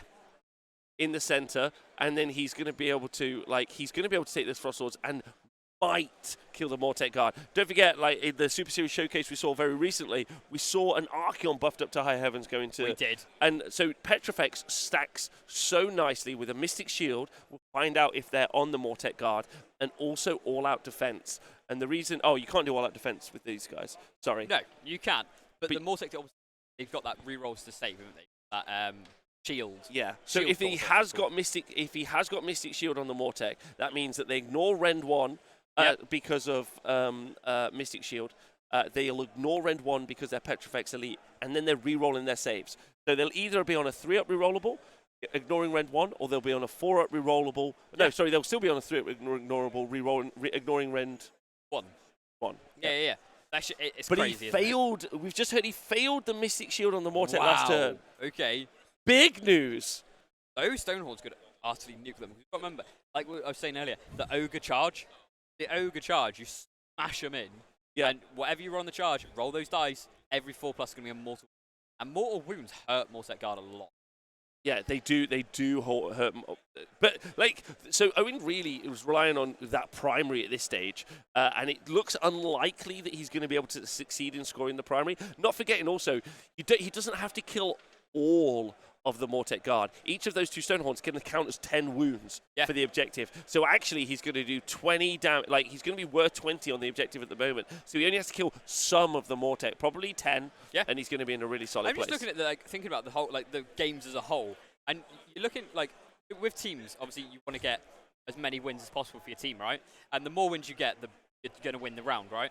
But it looks like it might be a 2-2 draw for the teams. It could be, yeah. We'll cycle through them in a minute. That's a great point, and we'll have a look. Table 4, just to catch you up. So this is Andy Hughes and his Munificent Wanderers list versus, and then we've got some close-ups of some the blue horrors by the looks of it in a lovely plastic bag. And Kieran has one priority for table, one priority in this turn, and he gave it away. I think you had to give it away on table 3.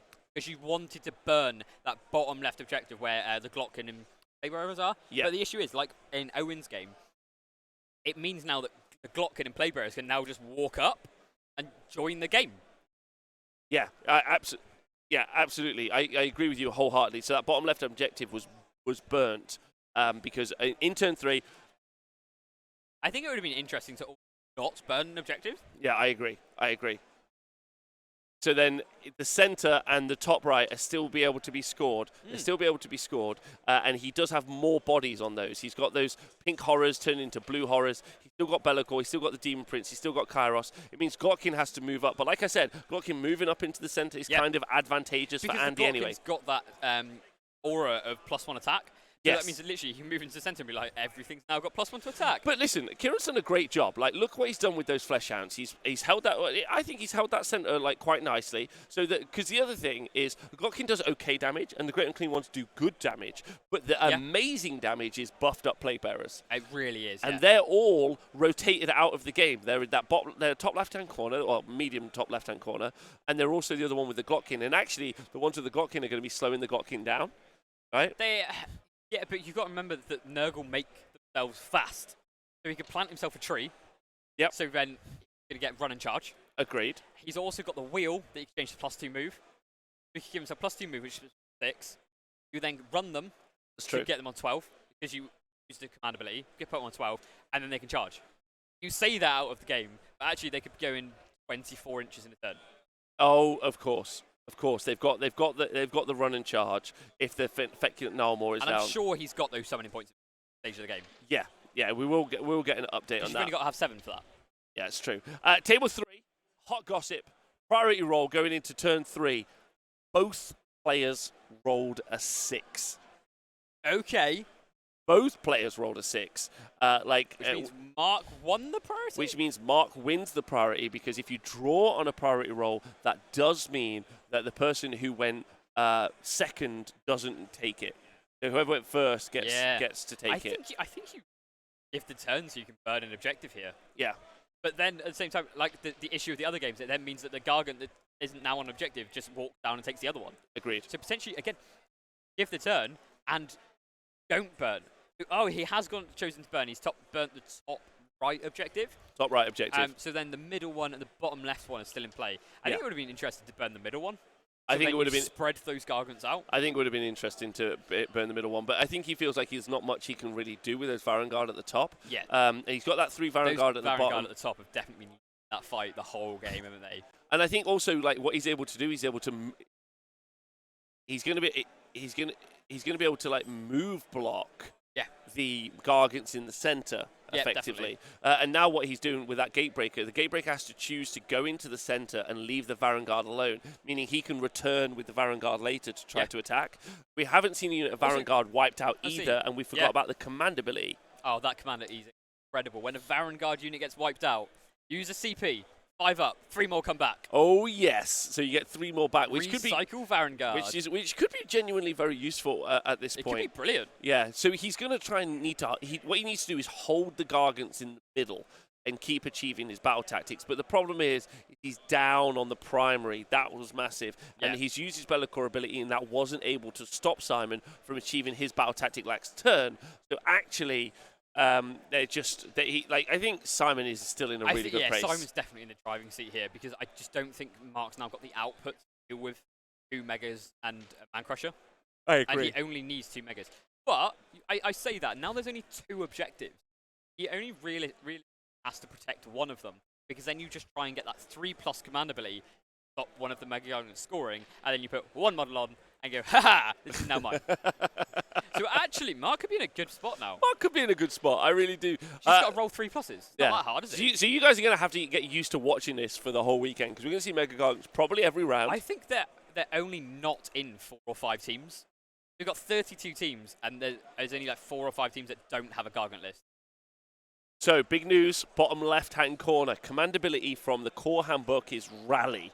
Okay. What you're able to do is roll a dice for every slain model, and he could do it in every hero phase, so that's going to be pretty important. Yeah. Rolled 3 dice, no 6s. But we're not finished with that unit at the bottom yet. He's got another Rally next turn. I don't think that Varangard unit in the bottom left-hand corner is in any way in danger this turn, so it does mean next turn that unit of 3 Vanguard is going to get another Rally. And even if he gets 1 or 2 back, could you imagine that's if he rolled huge. that 6 though? Huh? Could you imagine if he the triple six would have been? Imagine the bullets that Simon was. He'd definitely have a cry. I think Simon would be like, "Why? Why is this my life?" He would. And then go, "Oh wait, I don't have to do anything. I just sit here. It's fine." Yeah, absolutely. Table 2. The Stonehorns have charged into the Mortek Guard in the bottom left-hand corner. Well, there are 3 left. There are 3 left. So bottom left-hand corner, charge phase. Also, Mir Kanan has been swamped by 4 ogres riding Mournfang. I think Mir Kanan's just like, this is fine. Everything's fine. Stonehorns, how many did they kill? 18 Mortek. 18. That is horrific. Oh, wait. Between the 2 and 1 combat activation. So we still got another Stonehorn to go. And now you're seeing Nagash piling in. Looking to hit into the Stonehorn. How many wounds do the Stonehorns get left? That's probably going to be an interesting point. Don't forget, by the way, this will turn into a priority roll after this round. Oh, no, it won't. One Stonehorn's taken 1 wound. The other one's taken 2 wounds. Wow, so they're both near top bracket. Excellent work. So, and they're also not forgetting. This is really important. We're actually at the top of turn 1, so we still have turn 2. We have Nagash's turn to go. before we have so a we're priority. top turn 3, right? And we're literally going to go into Nagash's turn here. And he's in combat now.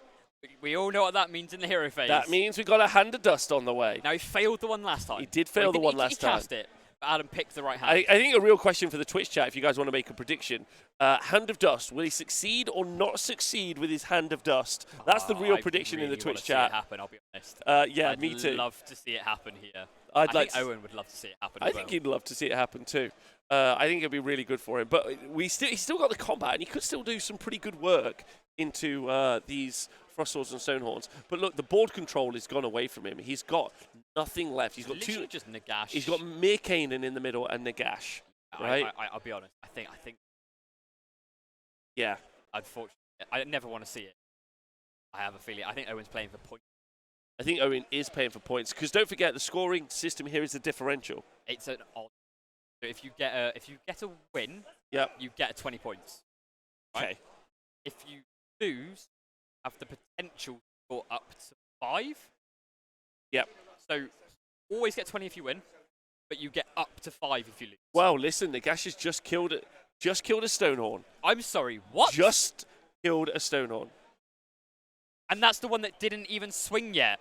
So Owen is smashing his chest. He is pumped now. Killed one. He's going to go into the other one in the hero phase. Probably try and kill it with Hand of Dust. And then smash into those Mournfang. Owen's back in the game. Here we go. Owen's back in. All he's got to do is just keep murdering units one after the other. Yeah, just keep murdering units. Murdering units. 1,000 points of Nagash taking on the Ogres. Easy. Well, he's the god of death. He is the god of death. The god of against some stone boys. Yeah, against the stony boys. Right. Table 1. We found out the changeling in the top left-hand corner charged into the bow snakes. But I think that the reason for that was he was looking to stop the Nagash taking Unleash Hell, changing charging. This. Right, but we need to look at Archeon. We need to look at the battle tactic here. Okay. Savage Spearhead. Savage Spearhead. You need 2 units. You just have Savage Spearhead. Actually, what's the wording? Because I don't. You have to have 2 units in your opponent's deployment zone. Yeah, right? That's all you've got to do, and you immediately achieve it. 2 starting front units end up wholly with the enemy territory. If they're a monster, score a bonus victory point. He's just done it. He's already achieved it. Is it the end of the turn? I think it's at the end of the turn. We'll double check that battle tactic because that's my notation version. But I think they're at the end of the turn. I think you check at the end. So if he's thrown the changeling away, he potentially doesn't score it now. Oh, it's at the end of the turn. Yeah. So he's potentially failed it by charging. Yeah. That's huge. It is huge. Yeah. Huge. Yeah. I'm not sure what the situation is, but he maybe, I don't know what he was doing. I can't even. I don't know at this point. Honestly, I'm just thinking maybe he's panicked. Oh, right. Okay. So he tried to cast a teleport. But then it. Failed the teleport cast, and then failed the battle tactic. But I think maybe if you just left the changing where it is, and then tried to go for the long bomb charge, I know Archeon would have taken Unleashed Hell, but at least you then had the potential to score that battle tactic, which is a bit awkward, right? But I think Alex is in such a good, strong position here. I think Tim's just almost play like Owen might be doing. It's just playing for those points. Yeah, it's important. It's important to just keep because in a team event, the points are so important. Yeah. So we have 32 teams. So going into the next round, 16 of those teams will have won. After that, it'll be 8. Yep. So then tomorrow we'll be down to 4 teams. Will be playing in round 4 with that's right, 4 matches. 4 matches with 2 matches for the final. We'll cover one of those 2 final matches. And the thing is, because there'll be 2 teams on 5-0, right? Which means those points that you lose, so in the games that you lose, the points that you get are going to be massive for winning the event. Yeah, so at the end of the event, there will be 2 teams who like go 5-0. We've got 5-0. So it's going to be a big thing to get those losing points. Yes, 100%. I mean, obviously you just want to win, right? Of course. But sometimes, when all is lost, you need to get those points. Right. Yep. Excellent. Okay. So, and I think this is done for Tim, right? This is done for Tim. Yeah, I don't see Tim coming back from this, to be honest. Like, I think it was at turn 1 when he didn't go as aggressive knowing he had the turn. If he'd gone all the way in, he would have absolutely smashed it. Yeah, okay. All right, that's good. So table 4, is that what we just, no, table 4 we just heard about? No idea. Let's go to table 4 anyway. Let's go to table 4. Because table 4 looks super cool. You can see now he's burnt that bottom left objective. You can see the Glockin has started moving up. Those Plague Bearers have started moving up. And this may be a mistake to burn that objective because it's let Andy bring those units into the game. Yeah, and using that aura, that 14-inch aura from the Glockin, so vital. Giving them that +1 attack, right, is just amazing, especially with Blade's Putrefaction and the Great and Clean ones +1 attack as well. Yeah, so one of the other things to talk about here is we're in Andy's turn. So we're in Andy's turn, and the important bit is the Great and Clean one in the middle. Yep. 9 wounds the previous turn. Okay. In the middle, and has healed up to 2 wounds taken. And this is going to be like a repeated story for this Nurgle list. Story that's going to keep going time and time again is you're going to try and do damage to it, and look at that. Oh, the Khorne Demon Prince is coming. See, that's massive, because that Khorne Demon Prince is actually really tanky. He's only on 8 wounds, but he's a 3+ save with rerolls. He's got reroll saves because of the armor of the Pact, or whatever it's called, from the Legion's first prince. So you all out defense means a 2+ rerolling. It's ridiculous. Oh, wow. So we actually heard that not only did the Khorne Demon Prince didn't die to attacks, he died by rolling wands because of that munificent Wanderer's ability. He rolled too many wands, took mortal wounds, and died. And it's even funnier because that Khorne Demon Prince has got a pseudo Amulet of Destiny. Yeah. Because he's got the Aura ability from Legion's First Prince, which gives the 5+ ward save. So he's actually, by losing the Demon Prince, he's lost a lot. He's lost a lot. He really, really has. So table 3, we have seen that the Gatebreaker's just had Enfeeble cast on it. So we're now into... That's going to be -1 to wound for that Gatebreaker. Yeah. And those Gatebreakers, wounding on 3s?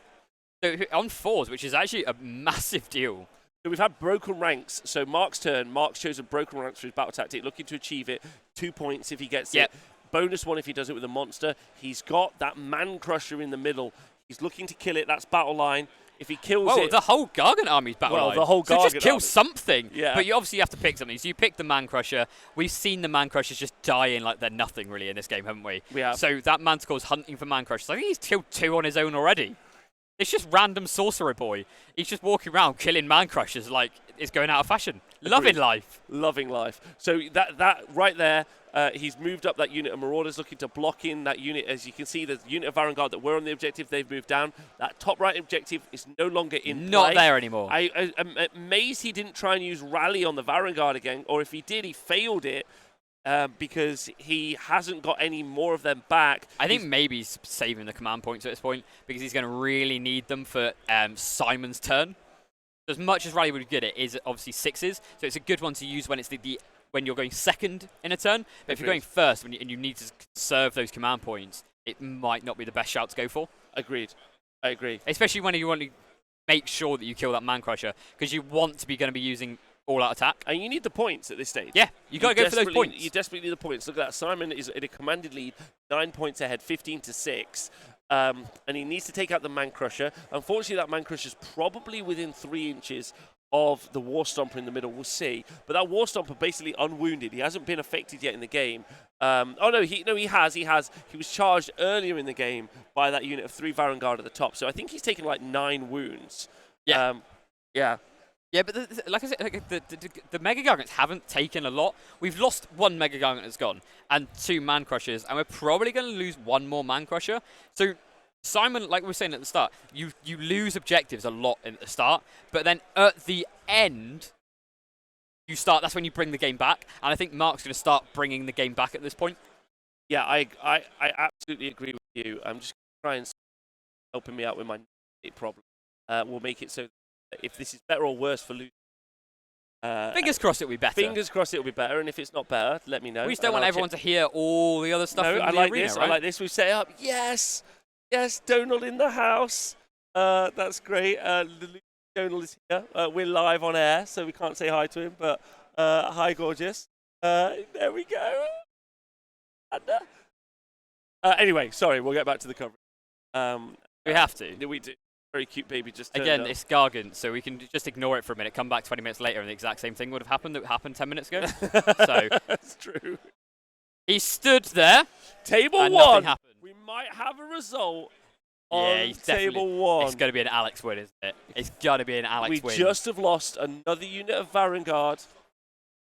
A soft call. Oh, no.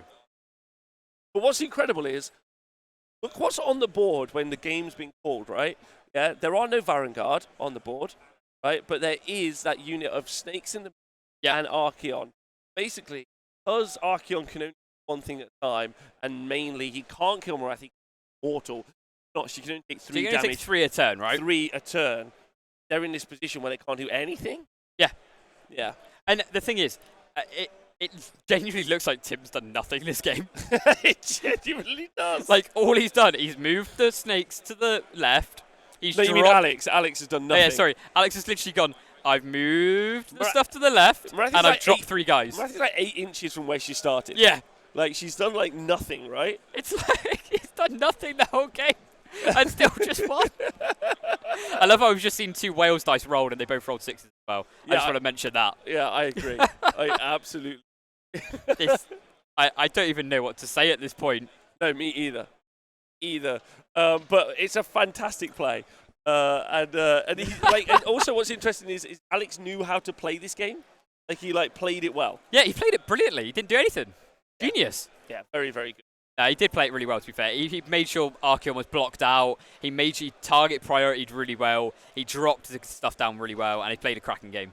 Yeah, so we're going over onto table 2. We've heard, so just to keep updated, Owen has chosen Bring It Down as his battle tactic. So there are 3 Mortek guard. As you can see, there's the Stonehorn in combat with the Mortek. Yep. Wow. But the important point is, by killing the Stonehorn, so last turn, we saw the 2 Stonehorns go into the Mortek guard, kill them down to, I think, 1 left. Yep. Yeah? Then what Owen has done is return 3. That's why we have 4. But Gash returned, piled in, attacked into a Stonehorn and wiped him out. Yep. Which is great. Love to see it, don't you? However, that means he can't hand to dust, which is no kill spell. It is. Yeah. Yeah. Well, you can. He's got something in his list, right? Yeah, he can because he's got spell portal. He's got spell portal, he's got Umbral spell portal. So he's going to try and cast spell portal. And then Adam Kunis, big dice rolls. Okay. Shut it down. I'm sorry. He's just shut down Umbral spell portal with a random ogre boy in a pot. Yes. Okay. Sure. Why not? That is. Yeah. Okay. Fine. It's quite interesting, really, because now it means that Nagash is kind of just sort of sat there. I don't know if you go Nagash into the middle and risk those Mournfang and the Stonehorn, if you almost help out those 4 Mortek guard and try and consolidate that bottom objective. Yeah. So that's that's what. Anyway, that's what's currently happening. And I'm just doing some audio checks now while I'm talking. All the tech stuff while we're going. Well it's done. Fine. Thanks to Tomogens, the Fat Nerd, and also Agilil for helping me in the chat. There you go. You can look at that. Nagash piling in. So what Nagash would have liked to have done is go and attack the Mournfang while Hand of Dusting off the... Yeah, I think he wanted to Hand of Dust the Stonehorn, then hit the Mournfang. But now, because he didn't get Hand of Dust, he's cheekily gone into that little gap there. You can see the combat gauges between the Stonehorn and the... Slaughtermaster. He's going to try and hit the. He's going to try and hit the Frost Lord and kill that. How many arcane bolts is? He's got 5 arcane bolts. 5 arcane bolts. I'm curious how bolts. many wounds the Slaughtermaster's on, because if the Slaughtermaster's only got 5 wounds left, you could potentially mortal wound him off. Yeah. And then hit into the Stonehorn. Yeah. Because that would be quite funny. Yeah. Absolutely. So the Slaughtermaster is on 4 wounds, but look, it looks like Nagash is going in. He's charged.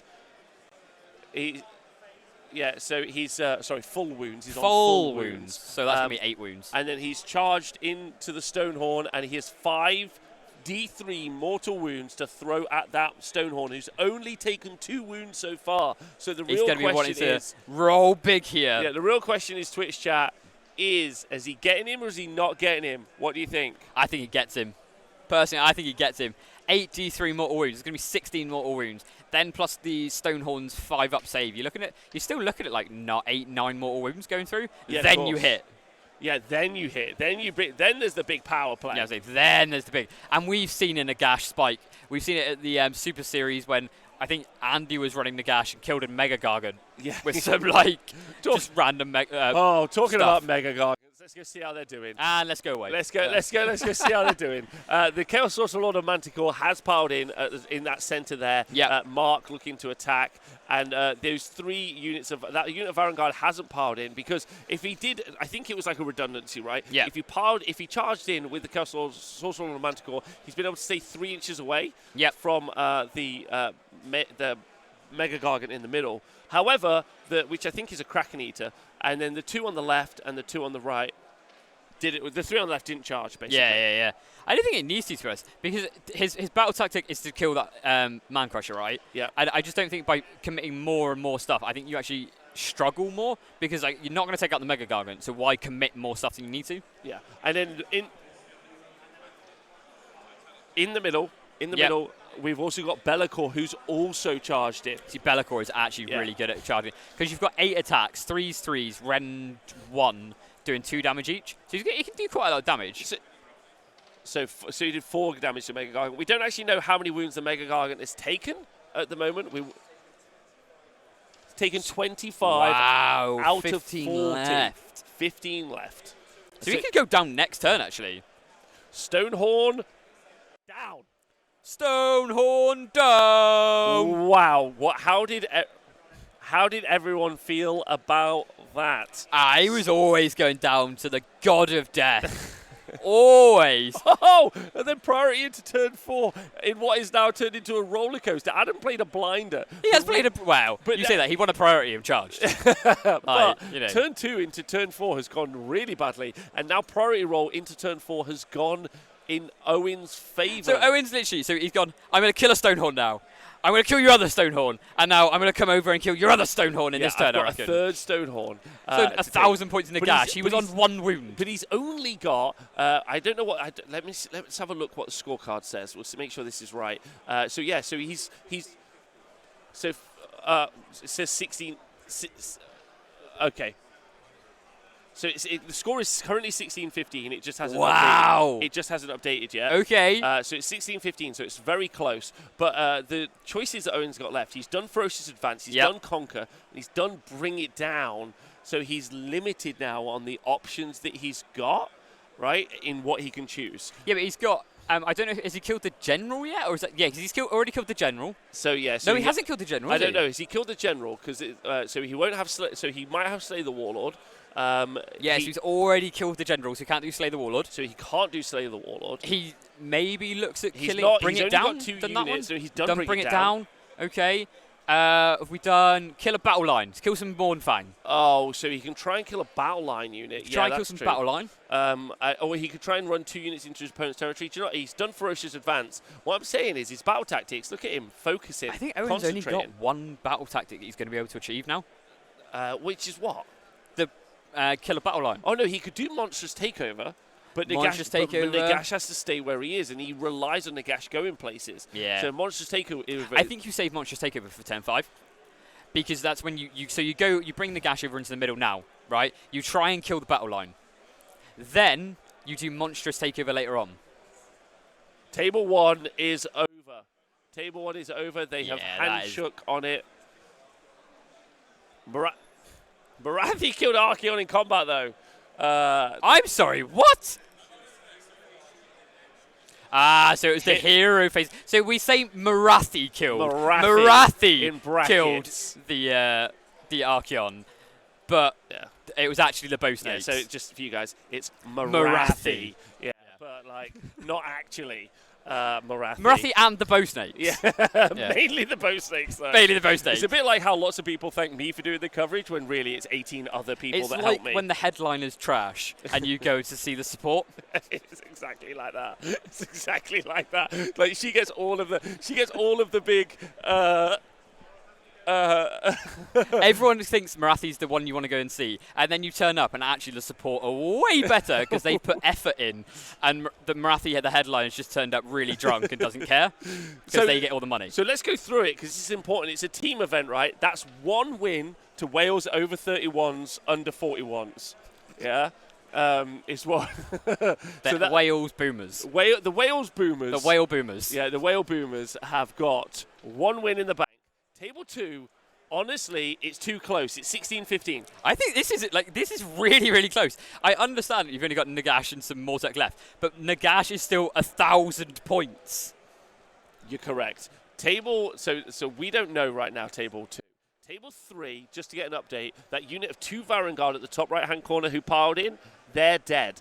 And look at the Man Crusher. He's not dead. Also, the charge didn't matter on that unit of Varangard because they had grasping plates. Okay. Don't forget, which means they got to pile in from 6 inches so they can activate later. Love that. Which they've done. Yeah. They've also got inescapable doom, so no one's going to be able to run away from them either. So that's going to be really important.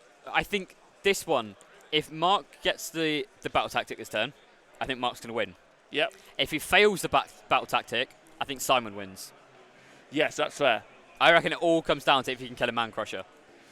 Yeah, it does. It does all come down to for the battle tactic. For the battle tactic, yeah. So because the battle tactic is broken ranks, he's chosen the Man Crusher to try and kill. If he kills him, I reckon Mark wins. If he doesn't, I think Simon's going to win. I agree. And then, so currently, we don't know.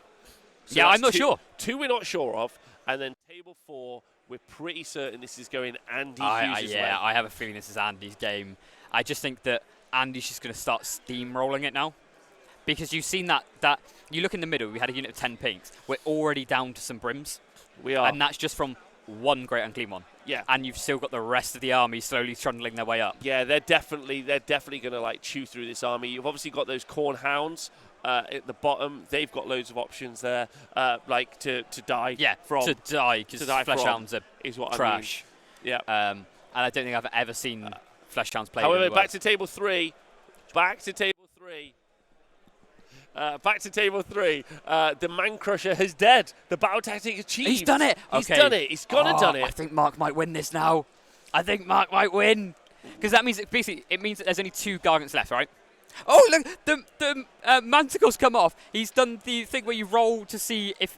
No, he hasn't. What's it called? No, the Eye of the Gods. Eye of the Gods. Done the Eye of the Gods. He's rolled it, and he's got himself a Demon Prince. He's turned himself into a Demon Prince. I wasn't expecting this at all. He's an Eye of the Gods. He's rolled a 12 on the He's Eye of the Gods. He's got a 12 and turned himself into a Demon Prince. Amazing. So that means his Chaos Sorcerer Lord of Manticore counts as slain. What's the FAQ? Is it slain? Who slayed him? He slayed him himself? He slays him himself. So does he get a point for slaying a monster? Well, you got a point for slaying the monster anyway, because he killed the Man Crusher. Oh, right. Okay, yeah, fair. But that's actually... That's Eye hilarious. of the Gods roll. But that's going to be really big. TV. That's a corn Demon Prince. That's the coolest thing. It won't be a cool one, but wait, we'll find it out what can't be. table It's going to be whatever mark he was. So it was whatever mark. It's each one. It's going to be a Zinch one, isn't it? It'll be a Zinch one. Which is kind of rubbish. That is fun. That is fun. He gets to pick a spell. That's great. But we've got to remember that top right objective isn't there anymore.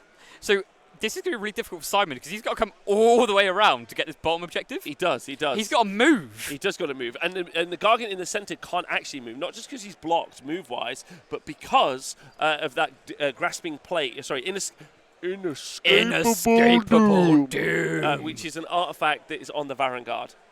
Yeah, so that Gargant can't retreat. So he can't get that objective. And that one at the top right isn't going to be able to get there in time. So we've just heard table 3, which is the one we're on now.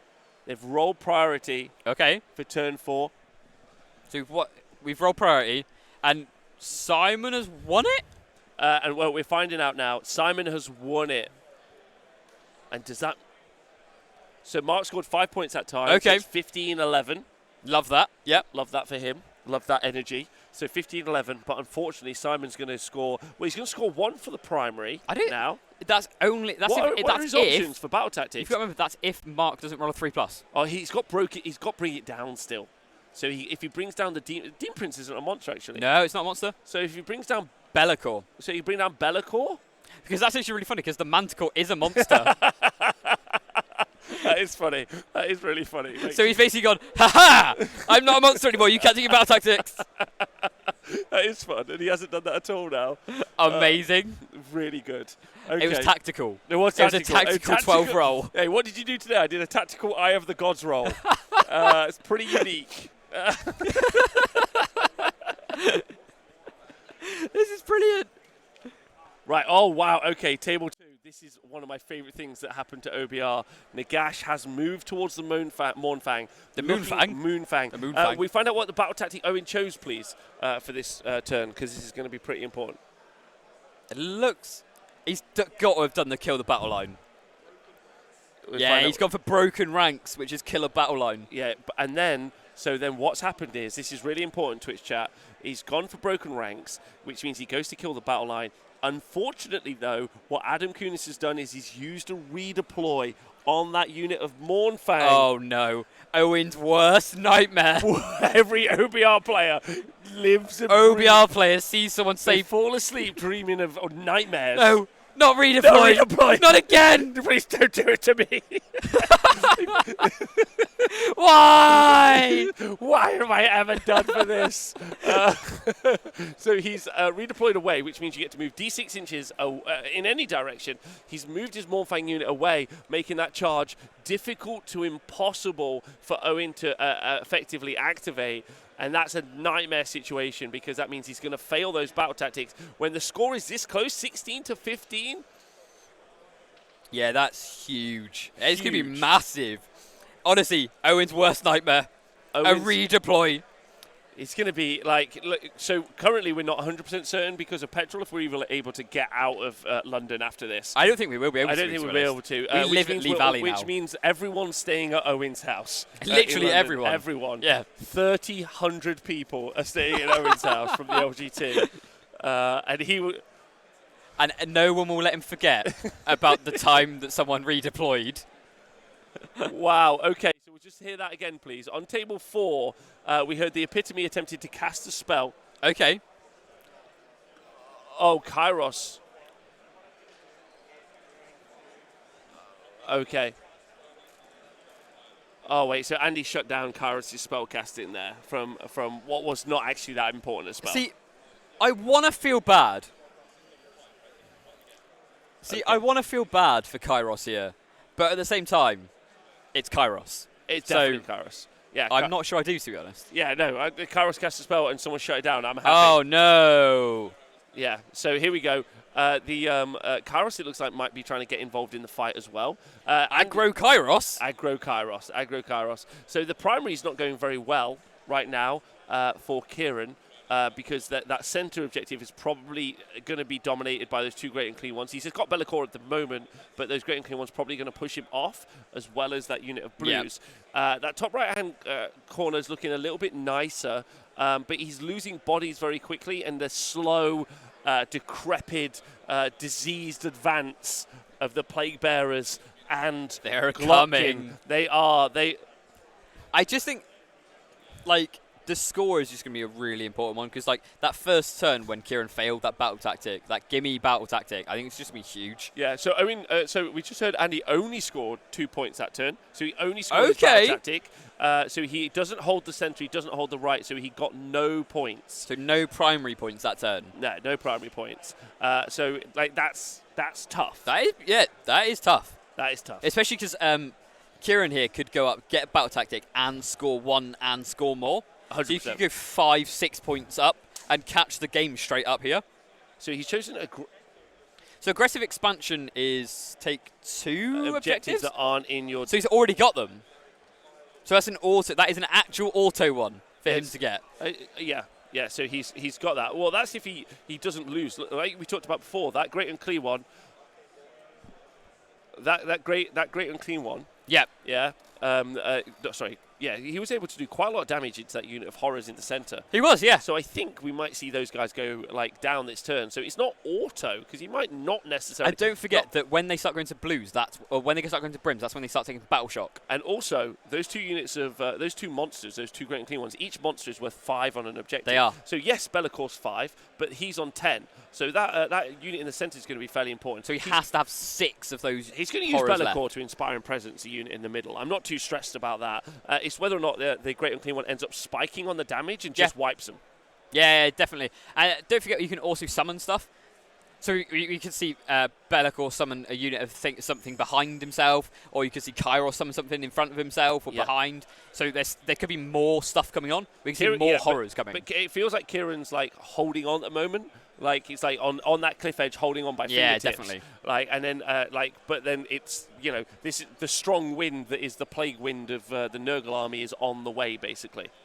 Yeah, I think that it's just tricky for Kieran here. Kieran's like got to do damage, and his army doesn't have damage. So it's trying to do something that your army struggles to do, and it's just basically it's almost like I've got to get luck here, and you never want to be in that position, do you? No, never. Not one time. Right, so table 3, the Gatebreaker is also in. So we've seen him charge into the Tzeentch Demon Prince, summoned by the Eye of the Gods. I can't believe I've seen that live on air. That's brilliant. That's made me super happy. He definitely rolled 2 Team Wales First time that's dice ever for it, happened, yeah, of course. Yeah. First time that's ever happened. So he's taken... Oh, so we've seen more Varangar go down now. That's going to... See, he needs to kill this Varangar to allow himself to be able to retreat from that combat. Yeah. So then he can come down and take the bottom objective, because currently they're both on 1 objective each, remembering that top right one isn't there anymore. Yes. So it's basically they're both going to be scoring 1, both of you scoring 1. And to be honest, Simon's probably okay with just going, I'll take 1 off you because I'm ahead on points. 100%. 100%. Yeah, he absolutely... He's a lot more comfortable, right? Yeah. Simon's definitely in a comfortable now, because he's like got 4... he's 4 points ahead. Yeah.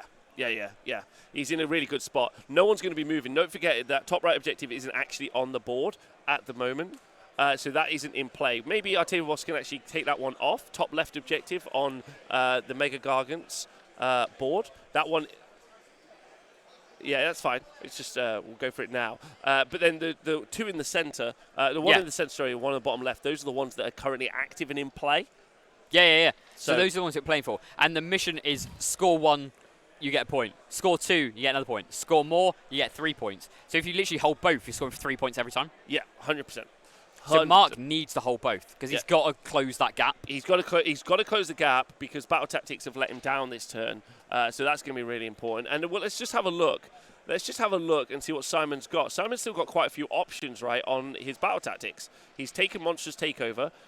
He's done Broken Ranks. He's done Ferocious Advance. But he's still got Bring It Down, which is pretty important. I think. Does. And he still has Conquer. Well, you say he's got Bring It Down, but a Gargant killing Be'lakor. Okay. That's a task. Yeah, I mean, he can get closer, right?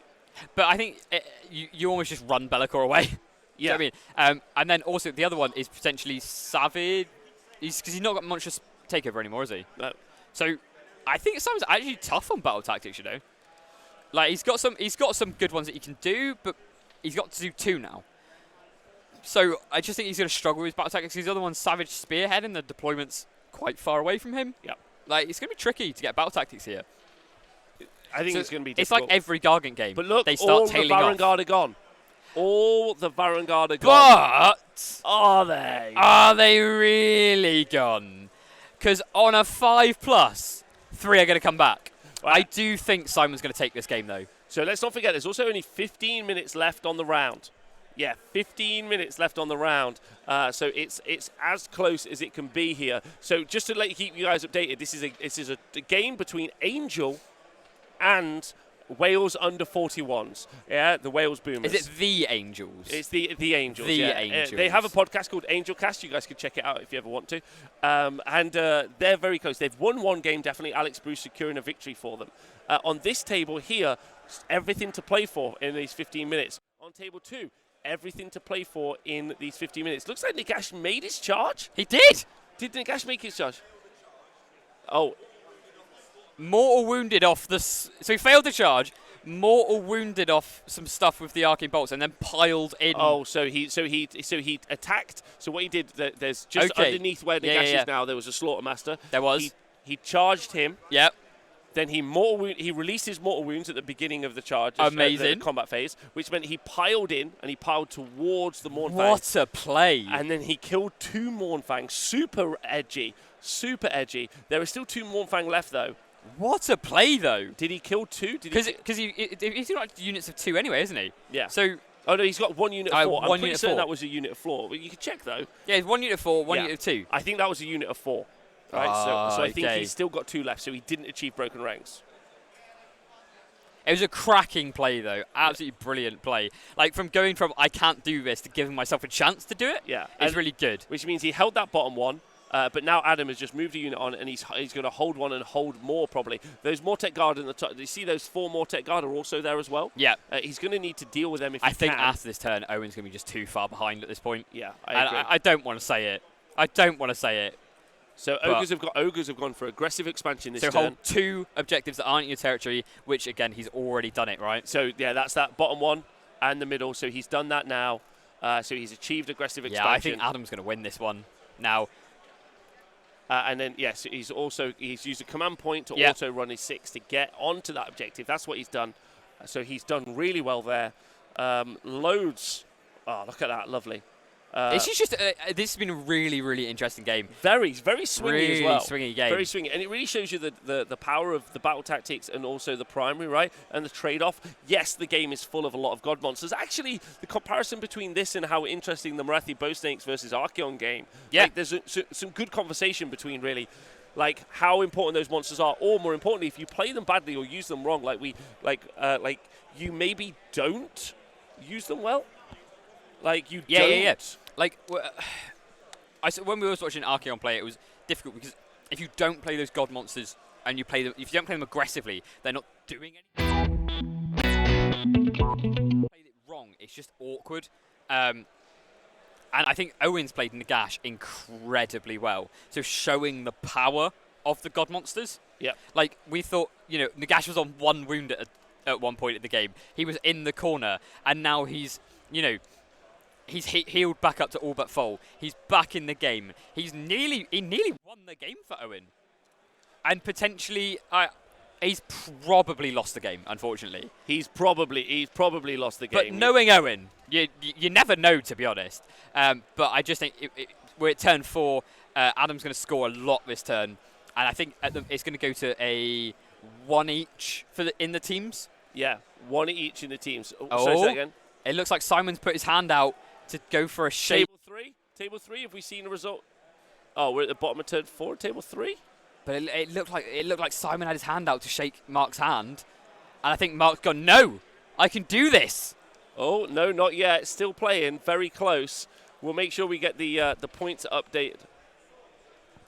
They're still playing. Simon definitely had his hand out though to shake, and I think Mark's basically gone, nah, I can do this. He's trying really hard. Mark's got a plan. He's looking at the final minutes of the clock and he's going, it's fine, guys. I've got this. It's very, very close. Our net might be a bit dodgy at the moment, Twitch chat. So if it is being super dodgy, I apologise. We'll try and get that resolved as soon as possible. We're in its dire moments. It did quite well, though. It survived a round. It did. It was dead this morning. Yeah. And we revived it with our 5G vaccinations. And now it's lasted. We might need to charge it back up by touching it. We've been praying to the internet gods to try and bring our internet back to life. And it worked this morning. So let's just hope it works at lunch as well. A bit. Yeah, it will be fine. The next round starts at 1:30. 1:30. That's all right. Got plenty of time for lunch. So table 2. Table 2. We've seen Nagash charge into the Stonehorn. The Stonehorn charge. Stonehorn charge the Nagash. Charged into Nagash. 2 more wounds to the Mortek, and I assume he's going to attack the Mortek and just clear them off. Maybe not. Clear the objective. So how many wounds has Nagash taken now? Or has he healed everything? We'll get that updated. He's taken 1 wound. So he's gone from being having 1 wound left, to only taken 1 wound. Yeah. But the Mortek Guard have been taken off. Oh no! So he has going to have achieved aggressive expansion. Nagash is just hilarious to watch, to be honest. Table 4, though, so big update. We have lost a Great Unclean One. Kieran working really hard to try and strangle as many points as possible. See, I think this game's going to be awkward because obviously they're only on turn 3 and we've only got 5-10 minutes left of the round. And it was Be'lakor who did it. And talk about Be'lakor Mirror. Be'lakor took out a Great Unclean One. And on table 3, Be'lakor has taken out the Gargant, the Mega Gargant. The Kraken And that was Eater. the one on the 40 wounds. That was the one with 40 wounds. The one left that you can see is the one with the Amulet of Destiny. So I don't see that one dying. No, that's the Gatebreaker. He's got the Amulet of Destiny, like you say, and he's killed everything. We've also lost the Baron Guard unit. All Mark needs to do to win is roll 3 pluses. You just keep using the command ability to turn this Gargan off for objective scoring, roll 3 pluses and win. Yep.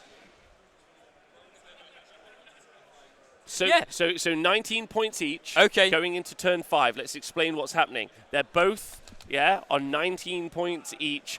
And have we had the priority roll for turn 5 yet? We need to get that updated. That's going to be huge. If Mark wins that priority, you turn the Gargan off again. Yeah, so the command ability for the Knights of the Empty Throne is called Unmatched Conquerors or something. And effectively, it's a command ability where you choose an enemy unit and you reduce how much it holds an objective by. Yeah, so usually you roll... So let's say you had a unit of 20. You'd roll 20 dice. Every 3 plus, it stops counting for objectives. Yep. So here, they've ruled it that if you roll 1 dice on a 3 plus, the Gargan counts as nothing. So it goes from counting as 20 to 1 to nothing. To 0. Yeah, counting as 20 to nothing, and that will mean that's huge, and that's massive. Until his next hero phase.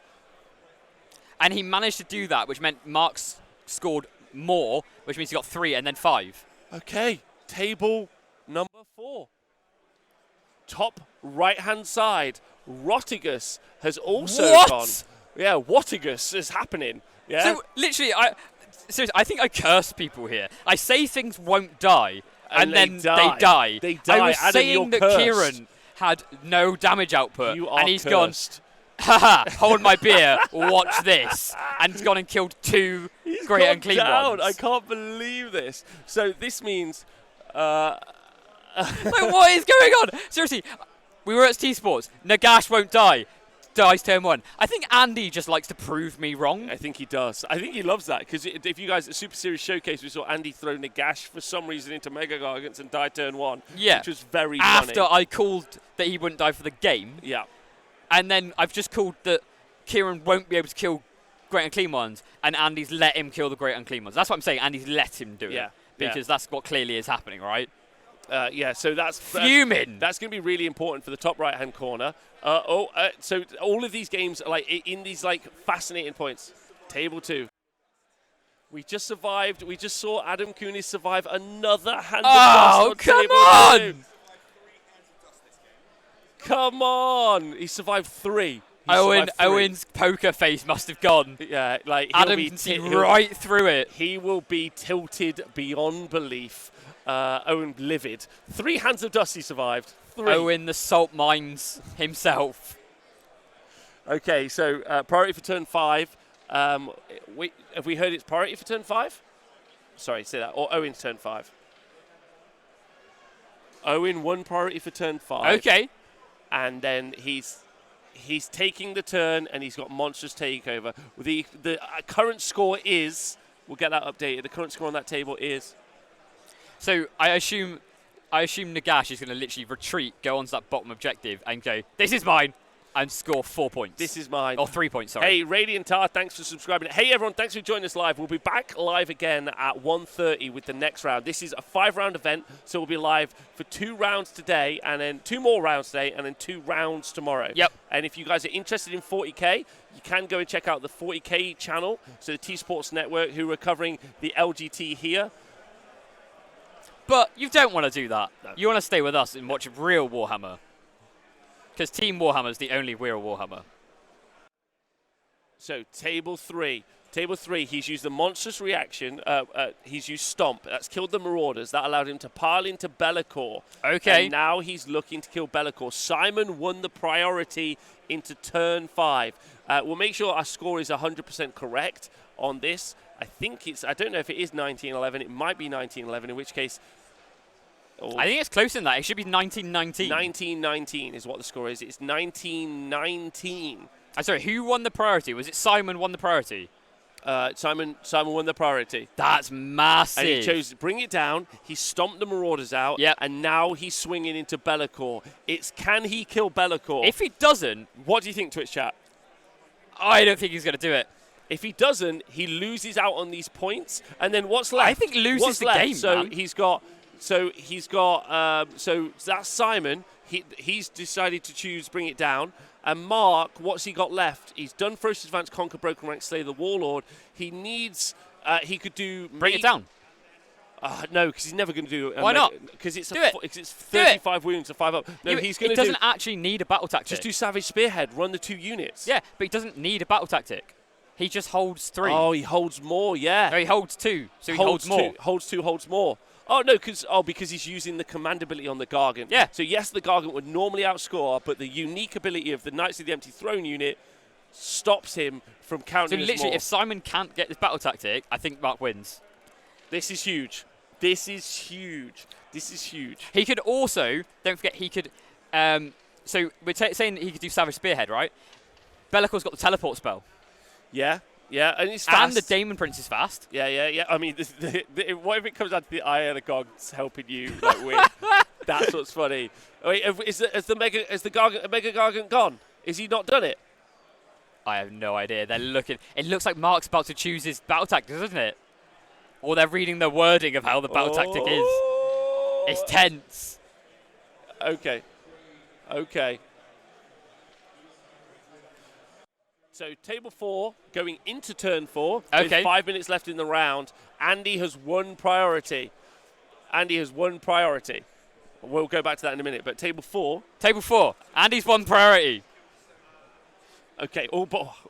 I'm sorry. Andy's got priority on this turn. Yep. He's got loads to do. As the score, he's still up on the score. He's in a dominant-ish position, but he is losing Great Unclean Ones pretty quick. I say that Great Unclean One loss is massive. Table 2, Nagash has killed the Stonehorn. Wow. Is Owen going to win now? So the important part is, let's talk about grand strategies, baby. Yeah, that's what he's playing for, and the important grand strategy is Nagash. For Owen, his grand strategy is going to be sorcery. Prize sorcery, so keep a wizard alive, so which he's done. Which is going to be 3 points. However, whereas Adam's grand strategy is Beastmaster, which is keep a monster alive. And there are no monsters alive. Which is a 6-point swing. No monsters alive, which is a 6-point swing. 3 points for Owen, and then not 3 points for Adam, meaning it's 26 points. The final score is going to be 26 points for Owen and 22 points for Adam. Wow. What a game in there. Which means it's 26-22. It's a win for Owen. What a win. That was crazy. That's crazy. Literally, Nagash on 1 wound. Nagash on 1 wound. Goes back up to full. And then kills an army. He was on 1 wound. That was crazy. That moment. Wow. Yeah, huge. Wow. Huge. By the way, he's completely unwounded now. Sure. That's crazy, man. Okay. Right. So the guys are just doing some working out there. That's crazy. Table 3, they're just working out whether or not. See, look, I told you it's going to come down to this grand strategy. Be'lakor didn't die. Sorry, not grand strategy. The battle tactic. What's the grand strategy for the Knights of the Empty Throne army? It is Pillars of Belief. Okay, so Mark, in the dice tray, he needs a 3-up. He wins the game. Okay. He needs a 3-up. He's running a unit. He needs it to be a 3. If he achieves it, he just. Is he running a unit, or is it to turn off the Gargant? It's to turn off. Is it to turn off the? It's to turn off the Gargant. It's got to be to turn off the Gargant. Turn off the Gargant. So a he 3+. Is he going to roll in the dice tray? I don't know. I think he's just chatting. Just roll the dice. Roll it. Roll the dice. Here we go. 3-up. Here we go. Mark wins or doesn't win on a 3-up. He's really milking it. He's done it! He's done it! He's done it! Wow, so just to let you guys know what's happened, he's used the command ability from Knights of the Empty Throne on the Mega Gargant, which means it doesn't count as 20 on the objective, it counts as 0. Nothing! And so he's scored more points than him.